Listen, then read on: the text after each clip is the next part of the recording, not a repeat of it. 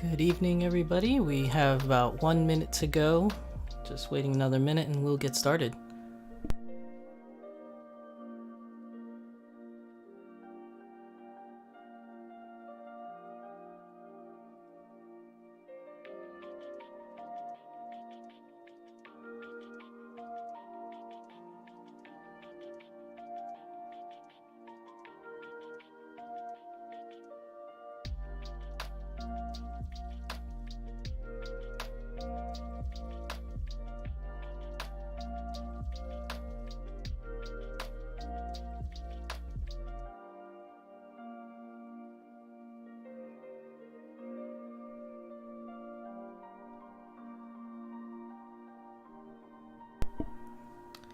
All right, everybody. Good evening.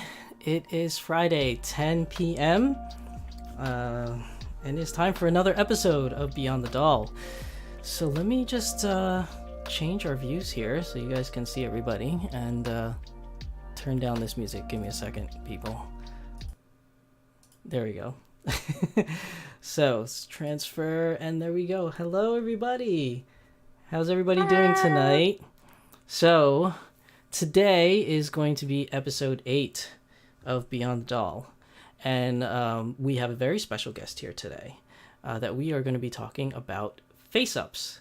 So today's topic is going to be doll face-ups and pretty much anything else that comes to mind as we're talking about things on today's episode. So as always, I am your host, Shizusan, and my lovely little companion here is Asuna from Sword Art Online. She's come to hang out for today's episode. And our next guest that's going to be talking about face-ups is maybe a pretty well-known person that you all have heard of by now. She's pretty popular on Instagram, posting a lot of really cool things, as well as she has her own YouTube channel. I'm talking about no one other than the Magical Kit Kat Girls. So let's move over and say hello. Hello, Kat. How are you doing? I'm good. Hello. And there's Fortitude, because, you know, she's the one that started it all. Because she's here. She's my bud. I mean, I've got my girls hanging out back of me, too. But, yeah. Yeah, sorry. Thanks for having me. The small frame can't get everybody that's in your background, unfortunately. Yeah, they're accumulating very quickly. So No, I'm glad to have you for the show. Been wanting to do a collab with you for some time, so getting to do one now, especially talking about face-ups, is going to be really, really cool. So for those individuals that are not very familiar with your work, could you possibly do a small interview of who you are for today's episode? oh yeah. Okay. Um well, I did not start off as a face-up artist, that is for certain. Um I actually started my YouTube channel right after I got Fortitude. Like I literally did an unboxing video of her and was like, the goal was to not be so self-conscious about having dolls, and to try, if I put myself out there, then maybe I wouldn't feel like just, I didn't want this hobby to be dictated by what other people thought, really. And so I started the channel without a plan. And then I was like, well, I'm not going to sew and I'm not going to do face ups. I'm going to do reviews of products, I guess, and maybe do some photography, but my husband's going to do the photography because he's the photographer. And literally everything I said I wasn't going to do, I ended up doing. So face ups came later. They came about almost a year into doing the hobby. So I'm coming up on my second year. And it started out because my husband did a face up of his zombie girl, Stevie, and he was very successful in that. And people really, really liked her and identified with her a lot because, I mean, who doesn't love a zombie? And so I decided to do a zombie myself, and it was kind of a hot mess. Well, it didn't turn out that well your first time around? No, I did 3 attempts. 3 attempts? I did 3 attempts. 3 attempts. First one looked like old Greg. If you are familiar with the old Greg comedic video. If you are not, I am you not should check it actually. out. Oh, it's hysterical. It is a good time. Like that brings me back to college, man. Where's my piece of Um, paper? Because we're just- I'm gonna write I'm that all down. Greg. I'm gonna write that down because that's something I'm gonna check out now. Yeah, it was bad. It was like it looked like old Greg. The second attempt wasn't great. The third attempt was fine. Hmm. Um, but I didn't do a lot of research and I just kind of jumped into it instead of asking a lot of questions. And so right after that, I reached out to Katie Moore, Fortune's Fables, who's like one of the best face-up artists in the community, in my opinion. She's very popular. She has really good work, and she's been my mentor this entire process. So, um, she has really helped me problem solve through some things that I wouldn't have been able to work through just by watching videos of other people working. Um, she's helped me like learn how to map things out on a face, help me learn to not be so heavy-handed, and just other little hints and details that like you just don't get when you're watching a face-up video. Hmm. Um, so I owe a lot of my success to her, if you can even call it success, my growth. I owe a lot of my growth to her because she's just been such a great resource and she's always willing to help. Sounds like you found yourself a really good mentor to help She's you in this process. amazing. She's amazing. She's very kind and she's very supportive. And yeah, I learn a lot from her. And every time she teaches me something, it's like a light bulb Mm. moment where I'm like, oh my gosh, I wish I would have been doing this months ago. So Maybe. your first ventures, I guess you could say, into YouTube was mostly just you said doing reviews of products, I guess, or unboxing videos. Yeah, it was like the first video was my unboxing of Fortitude. And the next video was clothing that I ordered for her.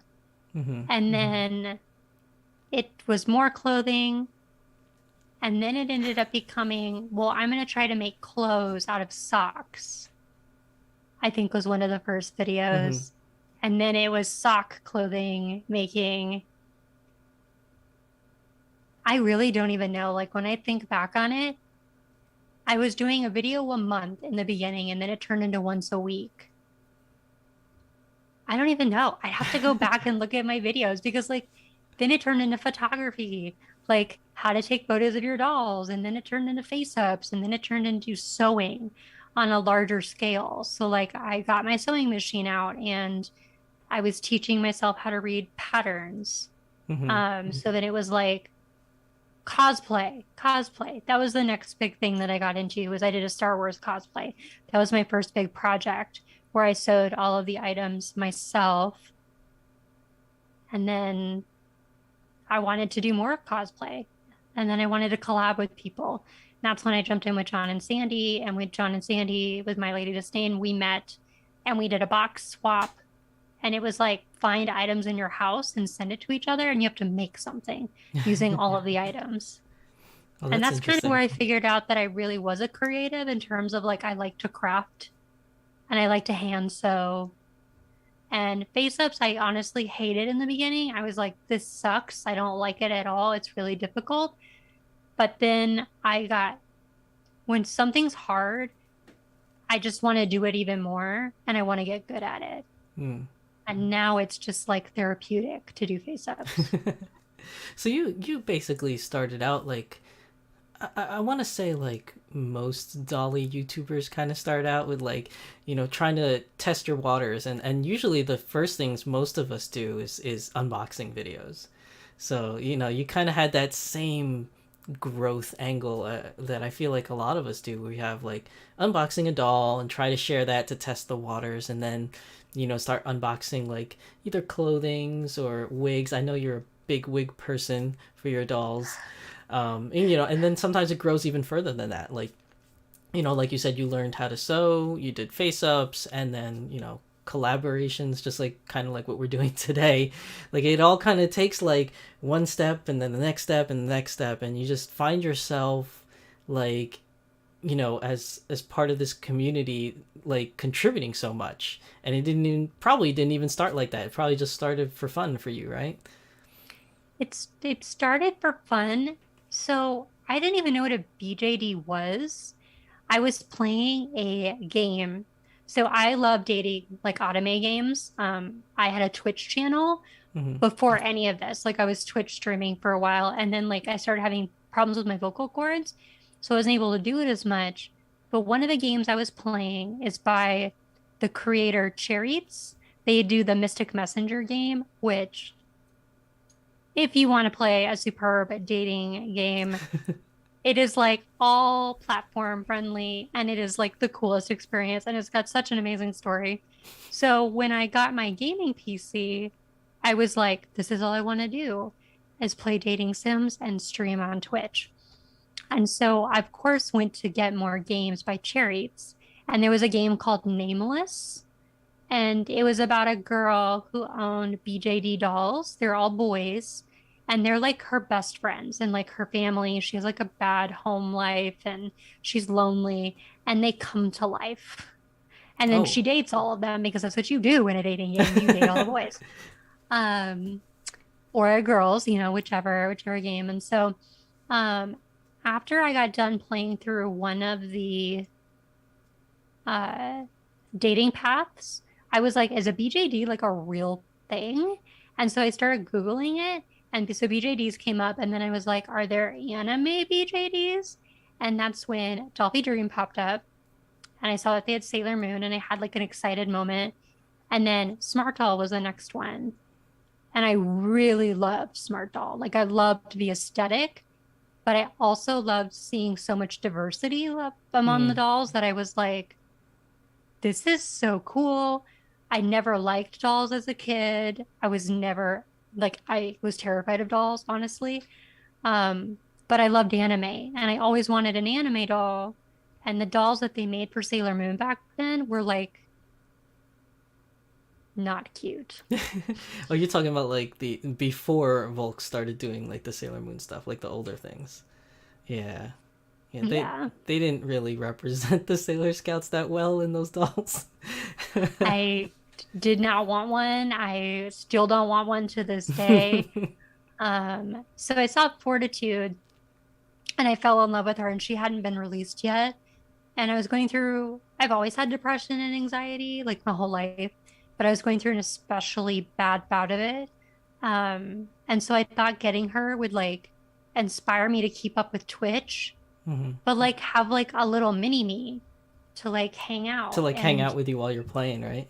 playing video Yeah. games. And then I decided to film myself unboxing her because I didn't want to be ashamed that I bought her. I wanted to be really proud of it. Hmm. And so I was like, well, if I put a YouTube video out there, it's kind of like telling the world, come at me. Like, Hmm. I'm cool with it, or at least I'm working on it. Um, that's where it started, was just trying to be comfortable having a doll. And now it's morphed into like bigger picture of like collaboration, networking, community, using this platform to do good in other people's lives because so much good has come to me because of just this total unplanned purchase. It was just like, I'm going to do this. Okay, cool. And it's been like one of the best things that's ever happened to me. Yeah, it's an unfortunate how should I say, like stigma or stereotype about like being an adult and playing with dolls. Especially like, for the male gender, like it's not really looked upon as something that boys would play with or collect. At least not when I was growing up in my neighborhood. Like it was not really like no boys ever played with dolls, and especially now that I'm older, like I don't see any like adults around me, like in my like circle of people that have any inkling to collect or play with dolls. And I get comments like that from quite a number of people, either through Instagram or Facebook Messenger, or even on my YouTube pages, of other male doll collectors that were like, oh, I didn't know, I thought I was the only one, things of that nature. So and even if you're not a male, like even for females, like I guess there's kind of like this stereotype that like it should only be for young girls and not for like older girls or women rather. Like there's a lot of these like negative like stigmas around it, which I think is just unfortunate. But the good thing that I feel like with the hobby nowadays is that there's so many collectors out there for these dolls, and not just anime kind of dolls or these vinyl dolls. I mean, there's collectors of everything. I mean, you have resin dolls, you have Barbie dolls, you have Monster High dolls. There's all these different dolls, and I just think the great thing about doing YouTube or any kind of social media is that it kind of makes our world a little smaller than what you thought. Like it used to be, oh, my whole world is just my town or something like that, or the neighboring towns. But now that it's big and it's small. So like nowadays, because of social media, it's so big you can reach out to anywhere around the world. But then it's also so small in a way is because the doll community is still kind of small even throughout worldwide. But it's just interesting, just hearing people's, I guess you could say, origin stories of how they got into the hobby. Because I'm pretty similar the same too. Like I was a huge anime collector, and I was just Googling statues online. I was particularly looking for Asuna actually, and then I stumbled upon her Dolphy Dream, and then I was like, whoa, what the hell is this? And to be honest with you, like I think I mentioned it in other videos before, but when I first saw them, I thought they were creepy. I actually didn't like them, and I was just like, what is this creepy little doll looking like? And it's kind of creepy because the eyes kind of look realistic, and it's like, oh, it's not for me. But like I don't know, for some reason I couldn't like get that image out of my head, so I just kept doing research on it and just like looking it up. And the funny thing is by doing more research and learning more about them, I actually came to really like them. And now I'm like a huge doll nerd. Like everything I do is like all about dolls nowadays. So it's just interesting, hearing other people's point of views on how they got into it. But yeah, the whole anime dolls thing is just a huge stepping point for me, and I think it's a big stepping point for a lot of people. And to piggyback on what you said about how you got into smart dolls and you really like kind of got into it with the whole thing about how they're so diverse. The thing that was really interesting about Smart Doll is that very specific fact. Like, for those that are not familiar with the doll hobby, especially for Asian ball jointed dolls, and more specific if you're talking about vinyl dolls, the diversity in skin tone color wasn't really there. There wasn't really much of it. I mean, Volks is one of the major leaders in vinyl dolls. I mean, there's other companies, but they're like one of the biggest ones, at least at the time before Smart Doll was around, and their skin tones were really just flesh colored, which back then they called normal skin. I don't know why, but they had flesh colored, then they had like white, and then like semi-white, but they didn't have anything else. And then Danny Chu comes along and he starts making his versions, which he called Milk, which is now cinnamon, an evolved version of what Milk was. And then you have like tea and cocoa, which is like unheard of in the vinyl doll community. And then Volks answered with their own tea. Actually, you know what, to be honest, I don't even know. I think Volks had a tea version out first, but it was a very limited model. It was like a Tenjo Tenge, I think is the name of the anime. Oh, no, not Tenjo Tenge, Ikitosen. One of the characters from Ikitosen was released like way back. I think it was like 2007. It was like a really rare doll nowadays. It's hard to find, but I was like one of the first tan ones. But Danny was the first one to make a tan and like mass produce it, so to speak, for everybody to buy. And then he came out with Coco, and it just went off the rails for there. So that's the thing that I like about it. It's just he appeals to like everybody, really, especially with that whole diversity. And a lot of people are getting into the hobby now because of that were never into dolls before, because they're like, oh, this doll looks just like me, or something of that nature. So it's really cool that's going on, and it's really interesting that your origin story, I guess, kind of like almost matches with mine, so to speak.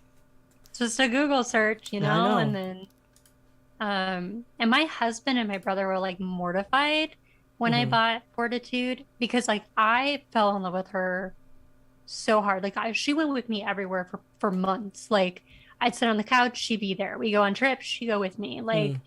And so my husband got used to her eventually, but he wasn't like thrilled that there was this doll sitting by my bedside like every night for months at a time. And then eventually he bought one for himself. He bought Genesis. Now he has more dolls than I do, and he loves them. Like we have like very different ways in which we love our dolls. Like for me, they're my companions. So, like I take them with me. Um, I like to like run my fingers through their hair. For him, he's like, this is the ultimate action figure. Like he Yeah. loves dressing them up to be like really hardcore, and he loves posing them, and he likes the photography aspect. But like I wouldn't see him like on the couch like just chilling with his buds, you know? Um, if I'm there, then maybe he'll do it where he'll bring two of our girls out and he'll put them down and be like, they can watch a movie with us or something like that, just because he's appeasing me because he's being cute and sweet like that. Um, but he enjoys having them because he views them as a collection.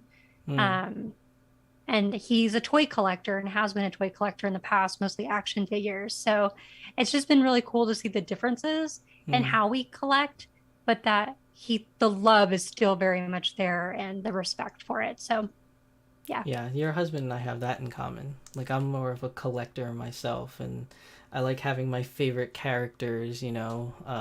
Like I have Asuna here, and then like I have Sailor Jupiter, and I have Mika Jogasaki. Like I have like all these like favorite characters of mine in doll form, and like I usually find like an outfit that I really like them in, and they kind of stay in that outfit, and I'll take them out to do photos and things like that. And I'll take them out to conventions and things. I don't really like sit with them like on like a normal basis, like if I'm watching TV or whatever. But I do enjoy taking them out with me to either photo shoots or to conventions, because I think spreading that love, that doll love, to people that are otherwise, unknown with it, I think is amazing, and it always brings up a lot of really cool conversations. Oh, we have someone in chat. Shiki Katana, welcome to the stream, Shiki Katana. Shiki says Kano Uncho. Yeah, that's the name of the character from Ikitosen. She was the one released in like a tan skin color, and he says she has her own special tone of brown compared to the normal tea that Volksdolphy Dream has. Oh, Oh, that's interesting. Maybe, I don't know, like maybe that's because she was one of the first ones where they were trying to get that right mixture for the tan yeah. skin, so maybe that's why hers is a little bit different. But it's the same thing with like, I guess you could say like certain dolls that are out or coming out. Like I know Anthe was recently released, and her skin tone is a lot different than what you would normally That's get in tan.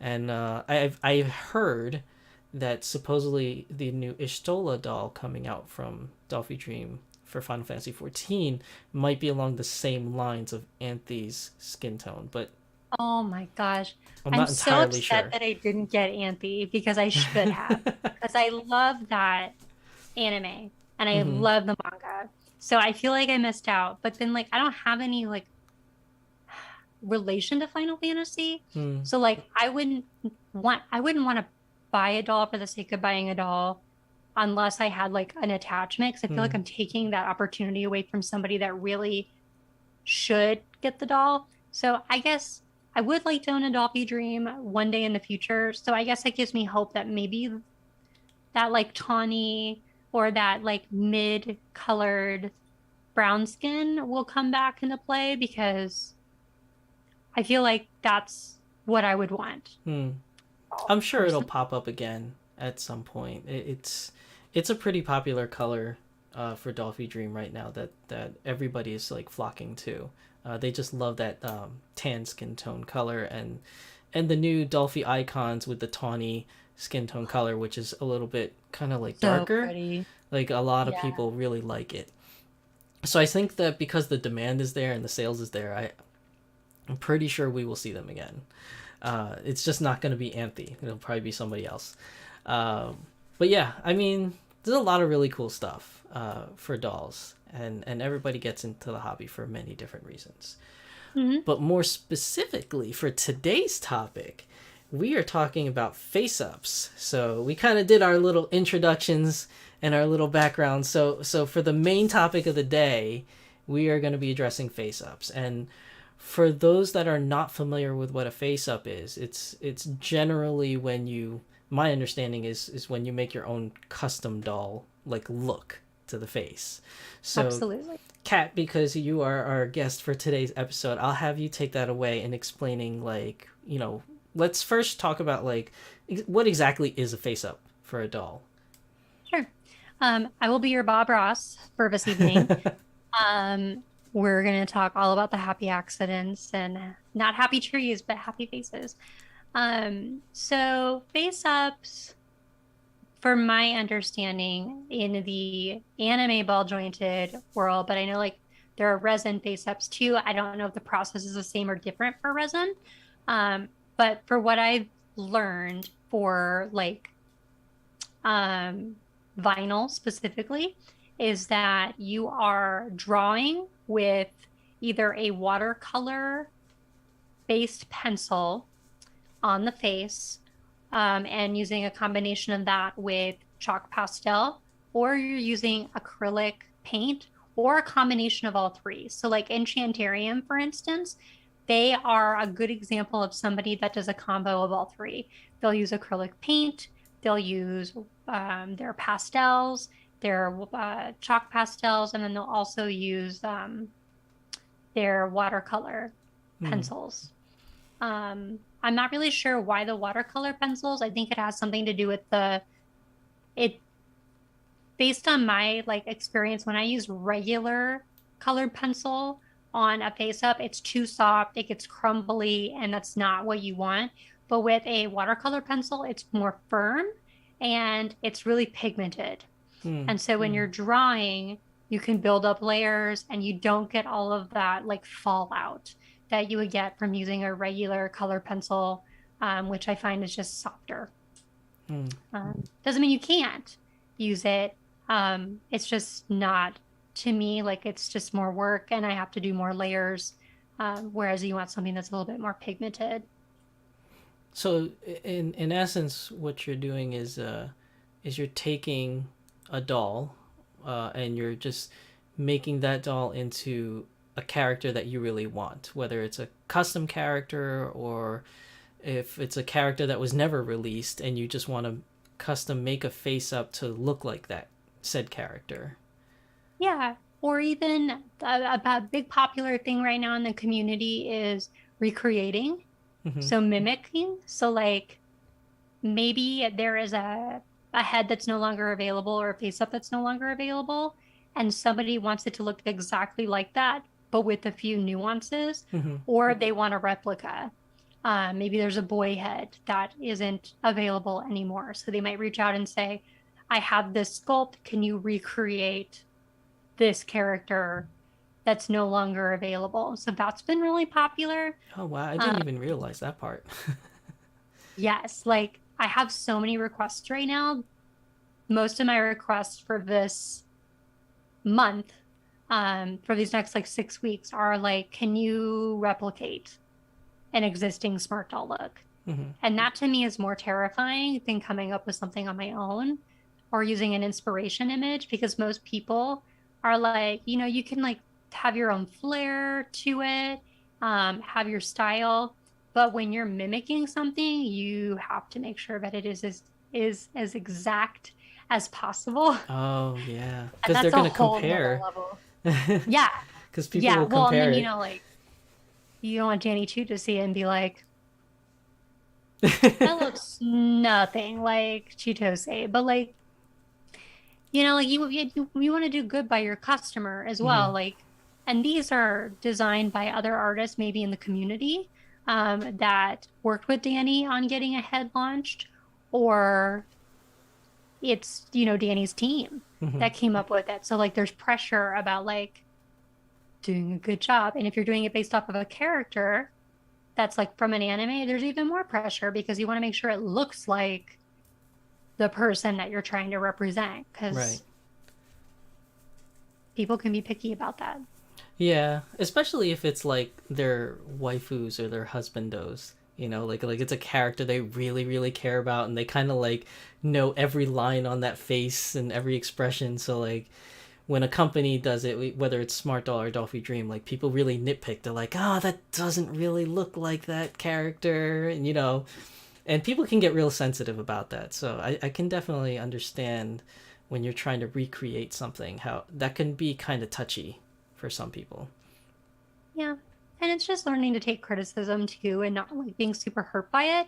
Um, I always tell people that if it's not to your expectation, please tell me. I'm happy to redo it. Mm-hmm. Um, and a lot of times I don't even ask. I will just redo it on myself, like myself, because if I'm not happy with it, I'm not even going to show it off. So sometimes I'll redo a face up to 3 or 4 times before Mm. I'm completely satisfied with it. Okay.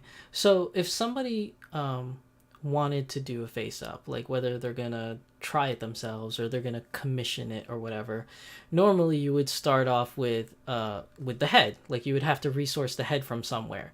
So I know that we have some examples that I'm going to show, and I think the first one that we could talk about is if it's a blank head. And so for Mhm. those that don't know what a blank head, it's basically this. Yeah. So these are G7 sculpts. They're semi-real. And so these are probably from Chaos bundles. So for Smart Doll, I can't speak for Dolphy Dream because I don't know as much, so I'll lean on you for support for that. But with Smart Doll, once you've made so many purchases, you can buy from the Chaos section. And so, like, Danny will sell blank heads. Um, the more heads you buy, the cheaper, like, the better price you're getting. So Mm-hmm. I almost always do the um, 6 heads, I think, is the most Yeah, I that you think can six buy. was the most. Yeah. And it's like $25 a head or something is what it comes down to. It's really affordable Mm-hmm. versus buying it from other people in the community. And while it's random, I never think that they're bad heads, but when they come, they look like that. And so you've got to do some cutting or what they call flash cutting, Mm-hmm. where you remove parts of the vinyl, like the eyes, that cone piece that's the top of the head. We call it the cone of shame. I call it the cone of shame. And then actually, I've got one right here. Here's a cone. Oh yeah. I'm like trying to make sure I'm in the frame. Okay. Uh, Cone of shame that I cut off. And then sometimes you also have to cut out the hole, the Yeah. neck Let me peg change it so hole. people can see a little bit better. There you go. Oh, so the hole in there is not actually there on these chaos heads? Sometimes you never know. So when it's chaos, sometimes they'll come all cut, like flash cut. Mm-hmm. But most of the time you're doing some cutting, mostly it's this part, and then the actual eyes of the Mm-hmm. head itself you're cutting out. But I find that the neck hole is kind of hit or miss. Um, Mm. it's really easy to make it too large. So the rule with cutting out the head hole is go smaller because it will always stretch. If you cut too big, it's harder to shrink it back down. Oh Like you right. can't really Right. get that back. So Yeah. with the blank heads, because I know you mostly deal with smart doll related goods. So with Dolphy Dream, they also sell blank heads, but it's not like they're like available like in mass quantities. It's really like flavor of the day kind of thing. So if you go to their website, sometimes they'll have like they have like a total of like 27 I think different head sculpts. And then I think the first 6 are all discontinued. So you can't really find those unless you search somewhere on the web to find them. And then some are specifically held for Dolphy Dream Choice, which is where you get to build your own doll at the store. And then I think there's 3 heads that are specifically held for decor dolls, which are the dolls that the workers curate and make into a character in the store just to be sold in the store. So they're kind of like available when you buy custom dolls or specialty dolls, but every now and then you'll just see the heads themselves for sale on the website, and it's always at random. So sometimes you'll see some DDH9 heads or DDH14 heads like on the website for sale, and sometimes it centers around like a certain event that comes out, but you'll see them there every now and then. But not only can you do it with blank heads, if I'm not mistaken, but you can do it with heads that were already created. I know a lot of people like especially for Dolphy Dream, there are like limited heads, like anime collaborated heads that people like taking and then just wiping the face up off to make it blank again, and then remaking their own character, which there's like two separate camps for that, right? So you have like the purists that are like, oh, this character is limited and it's specifically this character, how dare you take the face off and make it something else, right? And then you have the people on the other side that are like, I bought it, you can't tell me what to do with my doll, like I paid money for it. So like I understand both points of view. Like, you should be able to do with whatever you want to do with your doll. I get that. But also I understand the other side because it's a limited doll. Well, now these limited dolls, they don't, unfortunately, I think it would be cool, but they don't have it. They don't have like plaques in their head to say which number. Like, I think that would be cool if it said like, oh, you have number 200 out of 1,000. That would be like a really cool collector's thing. But Yeah. they are limited. Like, so not everybody can get them. So if you have a doll like that and you wipe the face up off the doll and you make it into your own custom doll, that's your choice. But you're also getting rid of one of the limited character dolls, which in turn, I guess it makes all the people that still have it and not change it even more rare, because that's one less floating around within the community for possible resale. So it does make it even harder to find those dolls, and I guess inadvertently increasing the value aftermarket for that particular character. But I think for Oh my. Smart Doll, it's not really like that. Like with Smart Doll, all the sculpts are pretty much available in Chaos if you get lucky enough. Yeah, or people selling in the community. So like I love just doing chaos. And I Mm-hmm. guess one thing I should say for those that don't know, with chaos, usually those are pieces that aren't going to make it into production. Like maybe they have a flaw or something, which to me, I'm like, what flaw? Because like I don't see anything wrong with any Mm. of these. They are I don't know what they look for their quality assurance. But I think they do an amazing job.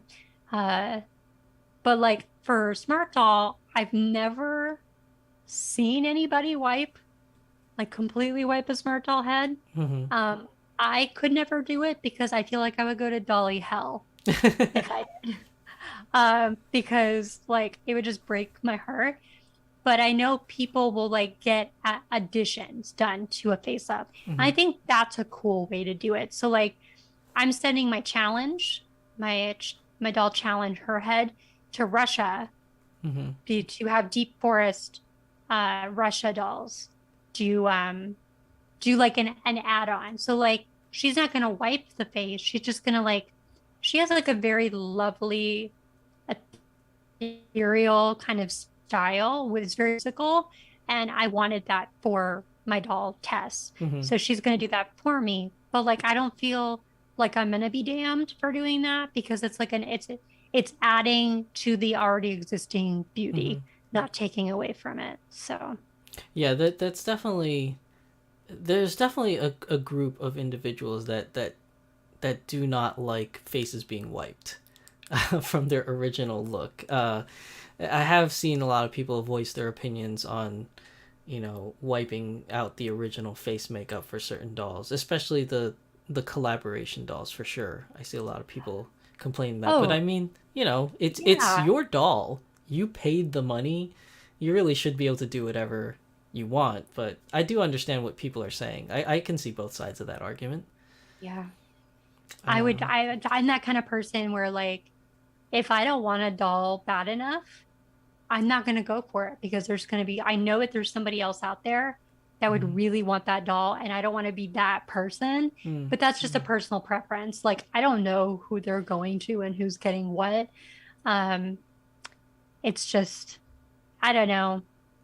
Maybe it's because like they're so special that I want people that really value them and relate to maybe that specific character or anime. Hmm. Like I want everybody to get their dream doll at some point. Yeah, that's a Uh, popular term that pops up in the doll community a lot. I feel like sometimes it's a little overused. Like you'll hear people saying, "Oh, this is my Grail doll," and then like, and I'm guilty of it too. I've said it many times too. So it's kind of weird that it's a term that's used a lot. Like you'll see people say, "Oh, this is my Grail doll. This is my Grail doll. I can't wait to get my Grail doll," and then like a year later or 2 years later, another doll pops up and like, oh my god, this is my gray doll, my Grail doll. I And mean, I guess I kind of like I Batgirl was my girl doll. She's been my mhm, girl doll since like she was previewed back when I was waiting for Fortitude to come out. mhm, But then there was another doll that popped up that was a girl doll, and I was like, well, I'm never gonna get her because she sold out. Like she's gone. It was a one-off thing. mhm. But never say never because you just never know who's gonna come back into your life when Right. you don't think so. So I have two Grail dolls. One that's out there, one that I have. So Mm. yeah. Yeah, my first Grail doll was my Cheryl Gnome for Dolphy Dream from Macross Frontier, because that's one of my favorite animes of all time. And I finally got my hands on her, which was great. And then my second Grail doll, which wasn't a Grail doll at first, so I guess you kind of have to define what a Grail doll is, but my second Grail doll was Asuna herself. And I finally managed to get her. And the reason why I say that it's different in a way is I feel like for her, she was a Grail doll because one, she's my favorite character in SAO. But two, she was a Grail doll because she was the first doll that I ever saw. And that's the one that got me into the hobby. And she Oh. was released before I started getting into the hobby, so I wasn't able to participate in the lottery or the pre-order that they did for her. So I wasn't able to get her, and she became a Grail doll because I tried to find her after the fact, and I just couldn't find her anywhere. Like, finding her was just a real challenge. And I've been in this hobby for a long time, and I haven't been able to find her until I think it was last year. So it's like, it was like a long time. It was like 8 years in the hobby, searching everywhere, couldn't find her, and then I finally did. Although I do have to confess, I did see her when I went to Japan in the store for sale, but I didn't bite the bullet because she was really expensive in the store. She was like going for like $3,000. So, Oh my so I was like, gosh. I can't afford that, and so I'll just have to say goodbye to her because I did see her in the window, and I was like, oh, brand new, but I just couldn't afford her. And then she came along on Mandarake, which is like a third hand, like second hand goods website for Japan, and I just bit the bullet for her on there. She wasn't $3,000, but she was still kind of expensive. But I finally You got could buy a car. her. You could buy a used car for that. Exactly. So I think like Grail doll has like different meanings depending on how you look at it. You know, it could be something that you've been trying for a long time and just can't get your hands on, or it could be just a favorite character you've always wanted, I guess. But that's Yeah. the great thing about face ups, which is our topic for today, is that if you had a doll that you really like, that you wanted, like specifically, like let's say it's an anime character that you always wanted that no company has ever released, so you can actually get, you know, a face up artist to make one for you, or you could learn how to do it like you yourself has done, Kat, and make your own character from these blank heads that you can get from Smart Doll or purchase from Dolphy Dream. And I noticed that Shiki had another thing to say in the comments about, they were saying, yes, watercolor pencils are definitely better than normal color pencils for face ups. I suck at using acrylic. I don't know what that other word is. It's gouache paint. Yeah. Watercolor pencils Mhm. work better for me. I ditto that 100%. I don't have a very steady hand, Hmm. and paint is just a whole nother ball game. Um, so I'm all about the pencil life That's for another sure. thing I think is interesting too, is that when you do face ups or any other face up artist, you usually do something with either pencils or chalk or whatever it is that you do with them. But I noticed when you watch Danny Chu's videos on his websites, they actually use an air air spray thing, air gun. What I forgot what it's Yes. called, but the air spray guns to put on their face ups with like these masks and things like that. So I guess it's different for him because I guess he does it on larger scale, so he needs something a little bit more easier than hand painting all the time. Yeah, because it's so time consuming. Like, Mm-hmm. I mean, yes, they're doing like the first round of them, Mm-hmm. like by hand. Um, but I think it's genius because it's like printing almost. Like I don't know if you're familiar with like when you're doing printing with different layers in your building. So you start with like your bottom layer and you're Mm-hmm. just painting that. You pull off your template. Then you add your next layer and you add paint to that and you pull off the template. So it's kind of that same idea, but then you're using the paint gun, which just you're not going to get the goop Mm-hmm. buildup of, and now I'm not even able to think of what you call paint spray gun. Oh, I think airbrush. That's the word, airbrush. An airbrush. It's just very clean. It's an even dispersing of the paint, and you're not going to get all that like gunky buildup. Hmm. Um, and it is. It looks beautiful. And I know that there are some face-up artists out there that do all hand paint with like really watered down acrylic, and I do not know how they do it, but it looks immaculate. Like that is a whole nother level of skill. Mm-hmm. Uh, yeah. If you can paint it, Okay. do it. But if you can't, watercolor pencils are another good option. Hmm. So Shiki also had another message that they put here saying, I source my Dolphy blank heads from local Volks friend shops. So far, no issue getting the normal heads. Okay, so that's an interesting thing. So with Volks, I mean, you could buy their heads on the website, but Volks also has like what they call friendship shops. So these shops all around the world in different countries that are, I guess you could say, sponsored or licensed to carry their particular products. So Okay. that's interesting to know because here in the United States we have Volks USA, and they are our version of Volks here in the States, but we don't have any other affiliated store whatsoever. I guess because Volks USA has their foothold in here, so there is no friendship shops. But I know that there are shops throughout Asia and Europe that are licensed to carry Volks products. So that's interesting to know that they can source out the heads that you need if you don't see them on the website. That's pretty cool. Um, but moving on for face ups, so now that we understand, like, kind of have a rough idea what the face ups are and, what you do with them, Kat here has some examples of work that she's done, and I'd like to take a look at them so that you can explain, how the process was, if it was difficult or not, and your inspiration for doing them. So, our first one that we're going to show is going to be this doll here. Now, I do not claim at all to be like an amazing face-up artist. I am a work in progress. Um, I started last October, and so I'm coming up on 1 year, and I am very happy with the progress I've made, but there's still more things that I want to be able to do in terms of like technique and style. Mm-hmm. But I did choose my favorite photos to share, like, and they all have stories for why I really enjoy them. This girl is my favorite ever, period. Aside from artistry is back there, like, shh, shh, shh, you're still my favorite. Like, no competition. This was a cyborg, and it was not intended to be a cyborg. So I have a friend in the community. In March, I said I'm gonna do March Face Up Madness. And I was gonna try to do as many face ups in a month as possible for free. So if you send me a head, I would do the face up for free because I wanted to challenge myself and see how much I could grow in 30 days, was Mm. the whole point. And so this wonderful human being sent me a box full of heads, said, keep the rest. I Oh, only wow. want two. You can pick whichever two. Like, I think she had one head she wanted for sure.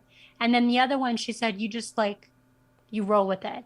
And she said, there's two heads I included. And I tried doing flash cutting with the vinyl, which is using an X-Acto knife Mm-hmm. and heat to soften the vinyl and cut. and she had cut too much Mm-hmm. into two of the heads, and she's like, I don't think that they're um salvable at this point. Like, you might just have to toss them. And I said, no, I think we'll figure it out. And so this was one of the heads Mm-hmm. that she had cut, but the eyes were so wide, and they were jagged. So Mm-hmm. I went in and I smoothed out, and one eye was like acceptable, but the other eye was just like too blown out. And so I was like, well, let's make it into a cyborg. Mm. And I hadn't done any kind of modifications, like where modifications meaning you're cutting parts of the vinyl that were supposed to or intended to be cut. Mm-hmm. So it's like cutting outside the lines, right? Right. Um, and so I cut a little bit into the side of the mouth, and then I cut the eye, just like, I don't know, whatever I felt like. And then using the leftover vinyl, actually using the vinyl Oh, the from cone the of shame, right, the cone of shame. from the cone of shame, I use that to make the vinyl pieces that are actually underneath the eye and the mouth. Oh, okay. And I colored those just like I would with pencil, colored watercolor pencil. And then they're dual sided. So there's circuitry, but like Mm-hmm. different types of circuitry. So she can actually take it out. It's sticky tack that's in there. She can pull the eye out, flip it over, put it in, and there's going to be a different pattern on the other side for both the mouth and the Oh, eye. that's actually really cool. I like And that idea. then the robotic eye was just like, I found these super cool, like space nebula, um, like beads, Mm-hmm. and they have a glowing effect to them depending on the lighting. And so I sent her a bunch of them so she could change out the eye color if she wanted to. And yeah, she just ended up being like so cool. And she was so patient, and she just really enjoyed how she came out. So Yeah, I think she she was, looks really cool. Like I like how you made the eye cuts and then put that other piece of flash cutting inside to make it gave it that like 3D kind of look. And the colors really pop. I think it looks really really cool. so one side is more like coppery color, like it's more metallic. Mm-hmm. And then if you flip it over, it's red, blue, and green. And it's Mm. like actual circuits with like the little dots. Like when you think of when you're looking at a circuit board, the other side looks more like this, Mm-hmm. whereas this side looks more like muscles, but like wire, metal muscles, muscular tissue. So yeah, Did she? it was. So does this particular cyborg doll has the owner given her a name? Do you know by chance? She has a name, and I can't remember what it is off the top of my head. Um, I can probably look it up, but she wears all kinds of cool clothes, and every Mm-hmm. time she shows pictures of her, I just like scream in excitement because it's fun to be able to see your work, Now, and people enjoying it. did you have to provide the eye, or did the owner provide the one purple eye that's actually in there?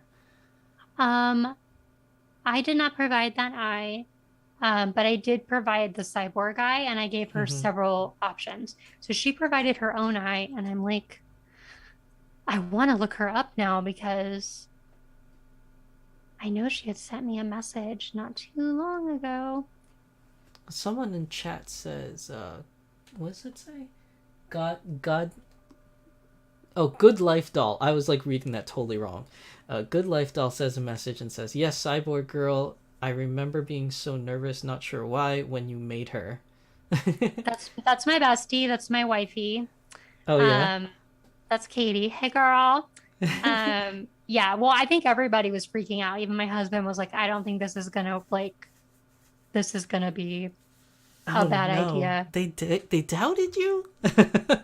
I mean, to be honest, I told you, old Greg, when you actually look that up, you will understand that reference. Okay, I've got a photo here.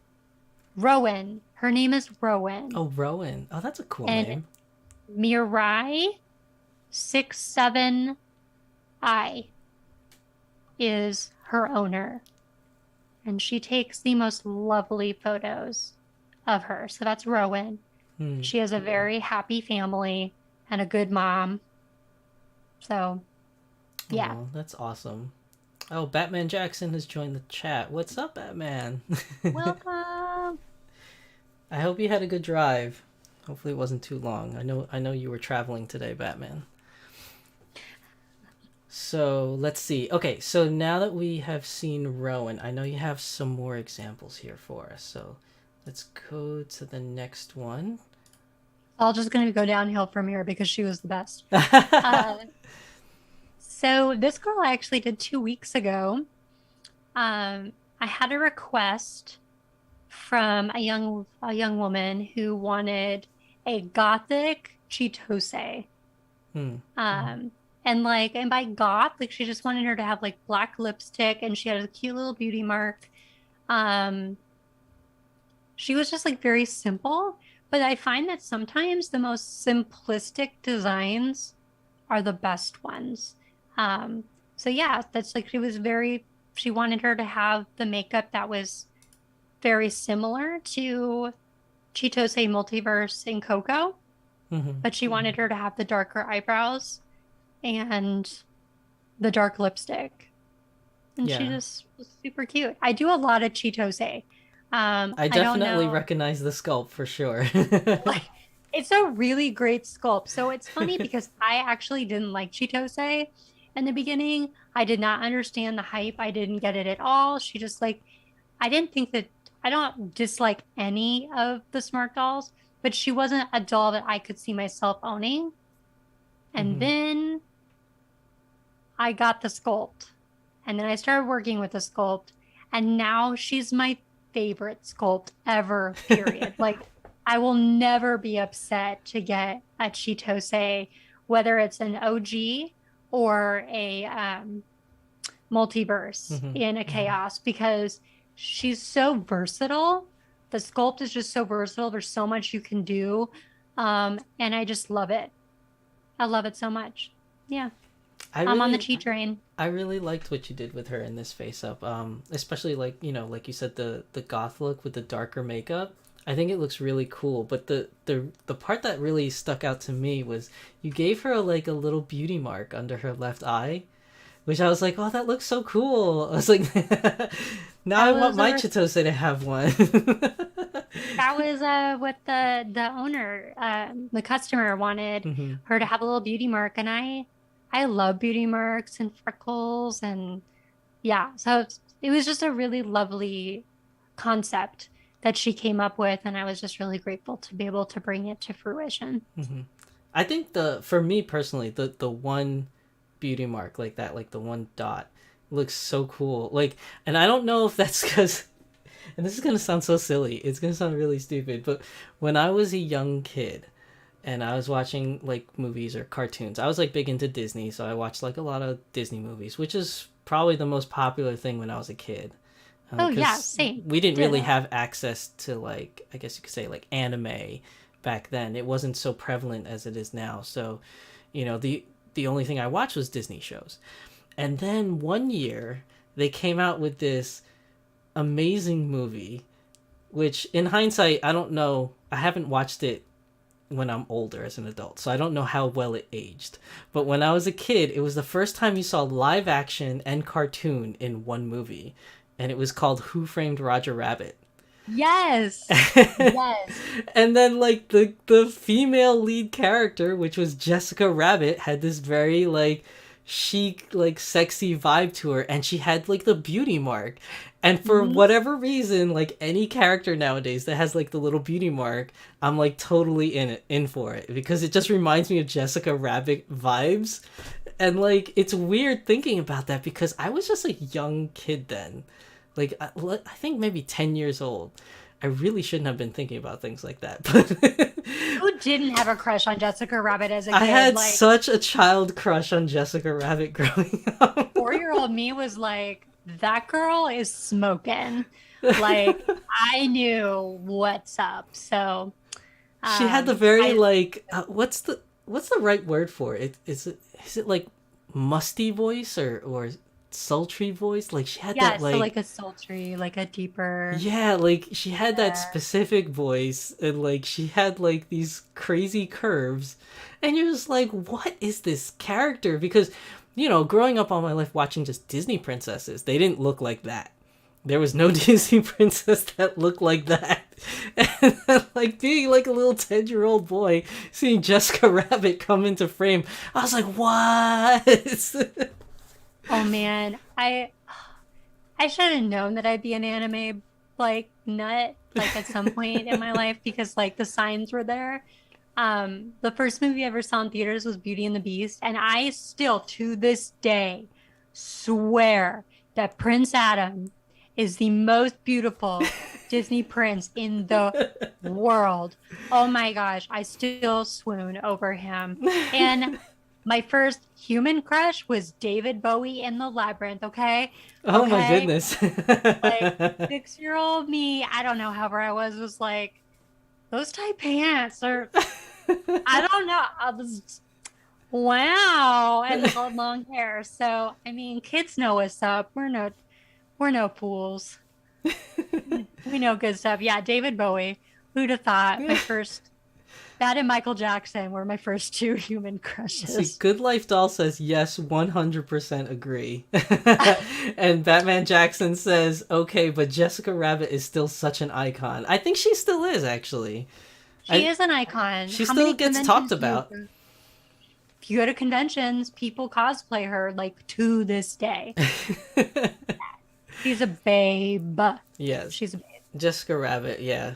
She was definitely one of my crushes growing up. Aside from Belle. I did like Belle growing up. But I don't know. You know what? Speaking of crushes, I don't know who my first like actual person crush was. I'm sure there is one. I can't think of it like right off the top of my head right now. Because I was just too much of a cartoon slash anime nerd. Like all my friends growing up, they were watching like Saved by the Bell. Like Saved by the Bell was a big thing when I was a kid, and then when I got a little older, everybody was watching like 90210 and Melrose Place. So like a lot of my close friends were like into like real people.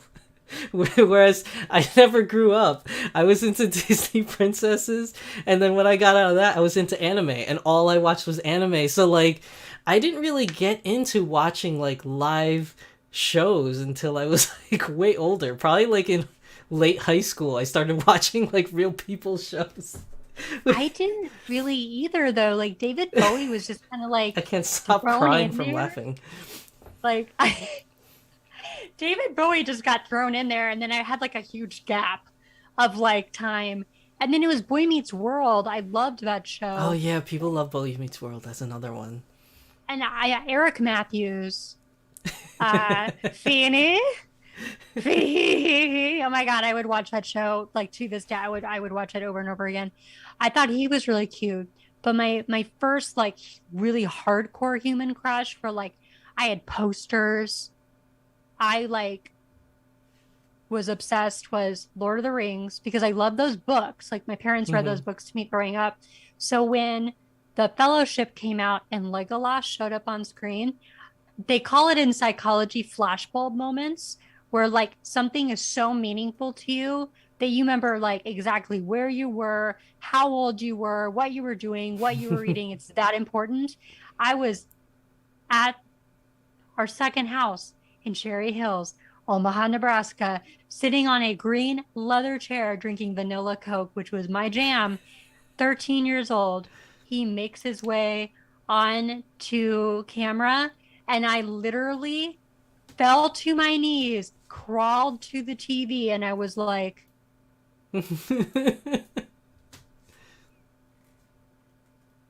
I'm in love. And so for 2 years, my parents bought me everything Legolas related, like all the Lord of the Rings board games. I had the video game for PlayStation 2.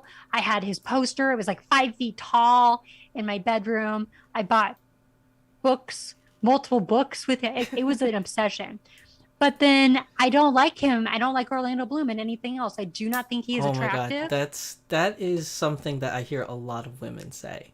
Is And that I don't Orlando know. Bloom as Legolas is the only way to live, and any other character he played was not good enough. Exactly. Pirates of the Caribbean, no, all about Johnny Depp. Like, get on his level. So I feel you. And that was always a really big deal for me because 13-year-old me was like obsessed with the boys from Gundam Wing. Oh And gosh. I wanted, they were all my boyfriends. So yeah, I Shiki love it. Shiki says in chat, at least it's not Lola Bunny from Space Jam that you had a crush on. I'm not gonna lie, she was probably like I was probably like, oh, Lola Bunny's kind of cute. Like, I'm not gonna deny that, but it I wasn't had a a crush crush. on Simba and the Lion King, okay? Young me did not discriminate. I was like, Simba's got a hot voice. Like, that's Bat- a thing. Batman Jackson says growing up is overrated. You seem to have a type, men with long hair, lol. I do.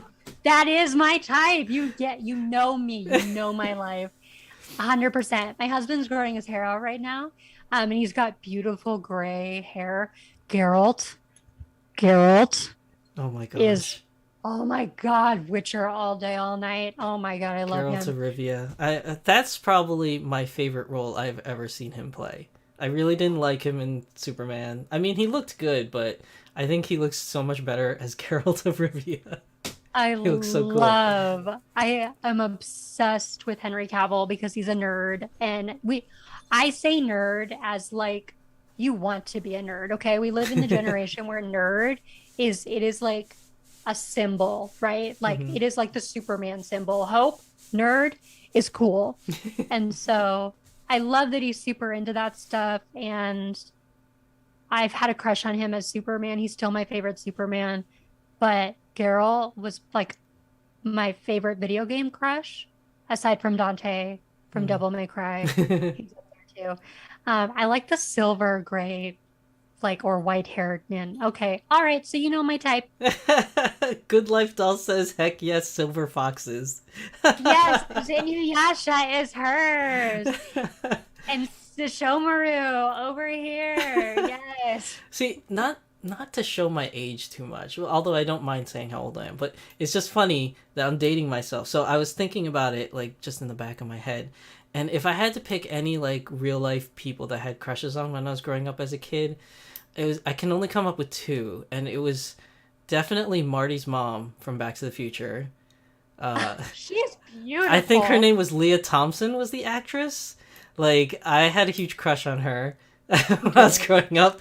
And also the girl that plays in The Mannequin, which I know her name is Sam in Sex and the City, the actress. I forgot her actual name. I don't know her actual name, but I know who you're talking about. And yes, yes, yes. Yeah, when she played The Mannequin in that old movie The Mannequin, yeah, had a crush on her. I think every boy had a crush on her, like in The Mannequin, though, in my I age think group. my husband is out there somewhere watching this, like in the living room, and he is probably doing this right now. He's because you guys are the same age, and he's probably like, dude, I am right there. Like, those are Right. the only ones I could think of that were, like, actual humans when I was growing up that I had a crush on.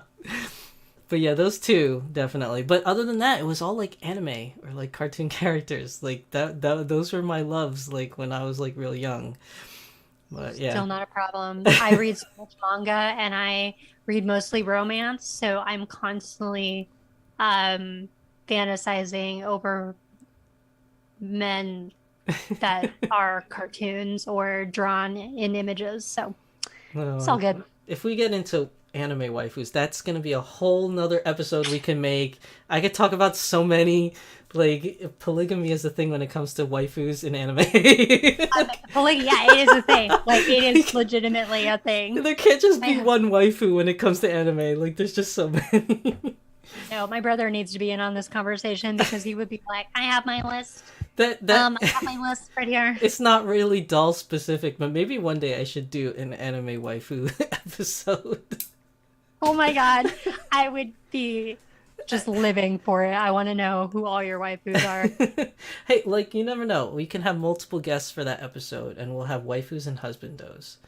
So, There's I mean, so many good ones. this is a good So many idea. good I think ones. we should do it. Chat, what do you want? Do you want to see it? You know what? I'm going to make a poll for chat.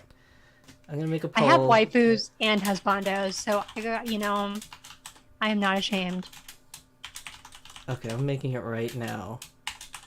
Sailor Uranus, waifu, 100%, hands down. Like, in love with her.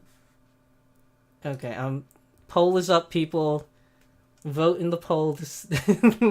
We'll make this episode happen if people want it to.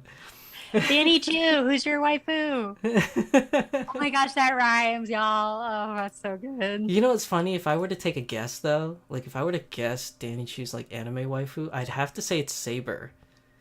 And the only reason why I say that is because that's the doll that he bought like when he first got into the hobby, and he took everywhere with him. Like literally everywhere he went, Saber went. So if I were to take a wild guess, I would think it's Saber. Okay, and Saber not from, are we talking Oh, we're why am I talking blank- from the Fate series. Yes, the Fate Grand Order. The Fate Not series, Fate Grand Order, yeah. but the Fate series. My that would be okay, that's a really good guess. My brother is super into the Fate series. Mm-hmm. And he actually made me go through all the books, like the collector's books that have all of Oh the my goodness. characters, their Yeah. descriptions. Yeah. And he had me choose all the husbandos that I would want from the Fate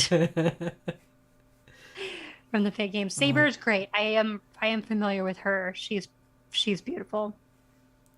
Yeah, I think definitely if I were to take a random wild guess, I would say his would maybe be Saber, but I don't know. You would have to ask him to find out what the real answer I feel is. like I don't want to slide into his DMs and be like, "Hey, Danny,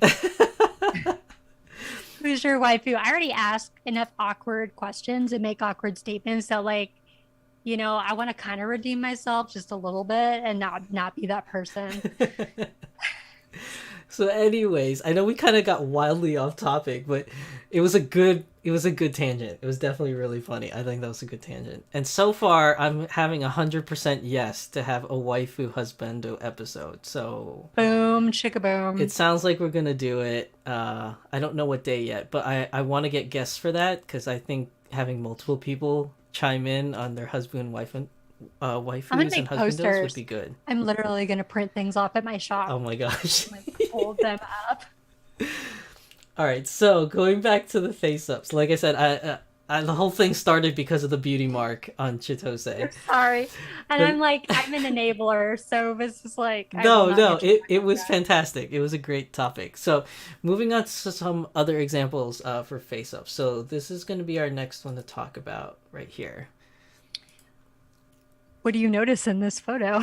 I What do know. you notice? I know. I see it already. Oh my goodness. So this is Claire. I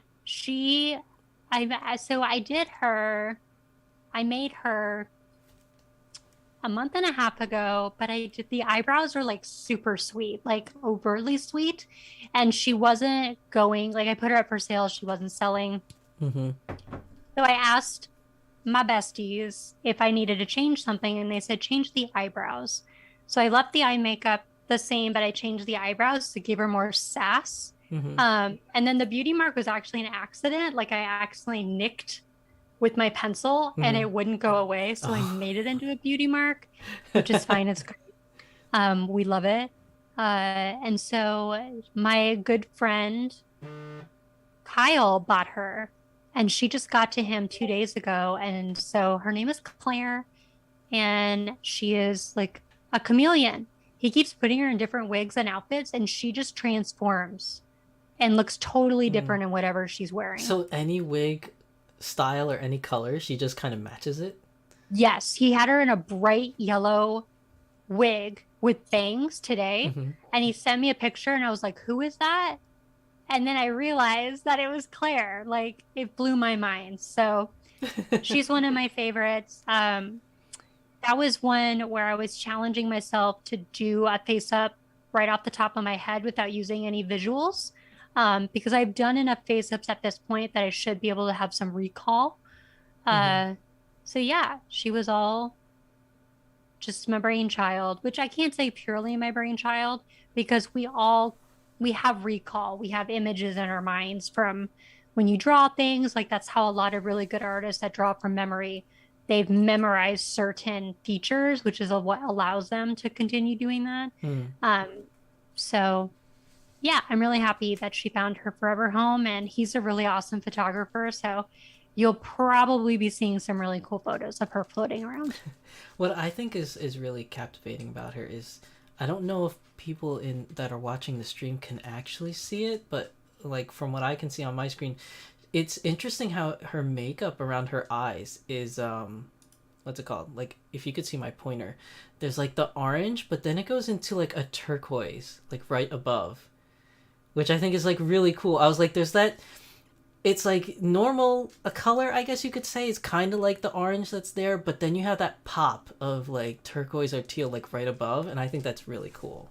I I'm like that. so glad that you saw that because I love green and blues and teal. Teal's my favorite color. I have my whole wall is painted Mm-hmm. teal. Um, I know that with a lot of dolls, it's important to have colors that are more neutral Mm-hmm. because you can do more, you can pair more with them. But I love pops of color, and I think I have kind of a dream someday to see because we've seen pops of purple and red and gray and orange, browns, and different shades of like black Mm-hmm. and little bits of white from Smart Doll. But I would really like to see a pop of green or blue someday with makeup. I think that would be really cool to see. Yeah, I think that little pop of turquoise is really cool. And the only doll that I personally have right now that has a little bit of color is my T Prowess, because she has like her eye makeup is like black with a little bit of brown, but then she has this pop of like gold, like right above her eyes. There's just like gold above it, and like I think like below her eyes there's like a little tiny lines of gold, like very small. You won't really see it unless you look really close though, but it just looks Oh, really cool. And like gold would be, I mean, gold metallics in general are just amazing. They're yeah, so stunning. I think it just looks cool, just that little hint of like color. And it in a way it is realistic because I mean, as you know, being a lady yourself, I mean, there's all different kind of colors that you could use for your eyeliner or for your eyeshadow and things, just I guess to match whatever outfits you have or whatever look that you're going for. So to have that same thing represented in the dolls, I think is really cool. Just seeing that touch of color in there is really awesome. Well, thank you. I mean, I'm a bright, colorful person, and I know that my aesthetic isn't for everyone. And it's not to say that I think it should be, but I just really appreciate even like the tiniest bit of pop of color. Like I didn't realize until we got strength in Coco, but Hmm. she had hot pink accent on her eye, and it shook me to my core because I was like, I loved her before, but then I was like, I'm obsessed with you now because you've got this fun, just ever so slight pop Hmm. of this pink, and it just so good. Like such a wonderful color choice. Right. Okay, so next up would be this lovely lady here. Oh, here's some color. Here's some pops Mm-hmm. of color. Um, we have another cheese sculpt because that's just seem to be the cheat queen these days. Um, so somebody, my friend Lee reached out and she wanted, there was a fire, like a fiery sunset Chitose that was a prototype in the garage, which was insanely gorgeous. She had like all of these sunset orange, pinks, deep reds in the color. And so she wanted me to mimic the way that the eye makeup looked, but do pinks, purples, blues, um, and then do like a purple lipstick. So she wanted her to be a pastel gothic kind of a style, Mm. was the look. So that's what she wanted. Yeah, definitely the color thing is obviously that's the first thing that attracts you is that pop of like the purple and everything. But I think that's really interesting about this girl is the way you did the makeup above the eyes. So it's not like just encompassing like right above it, but you have like this flare out on the side, which is really cool.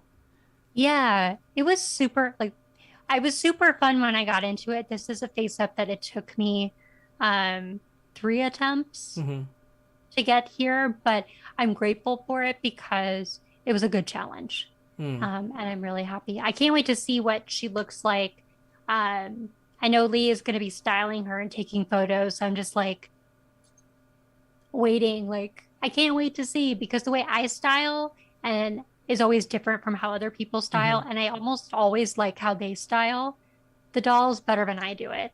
Mm. So it's kind of a treat. You know what she's kind of reminding me of, and again, it's kind of dating me right now, but she reminds me of one of the girls that were in the Misfits, Oh my gosh. right?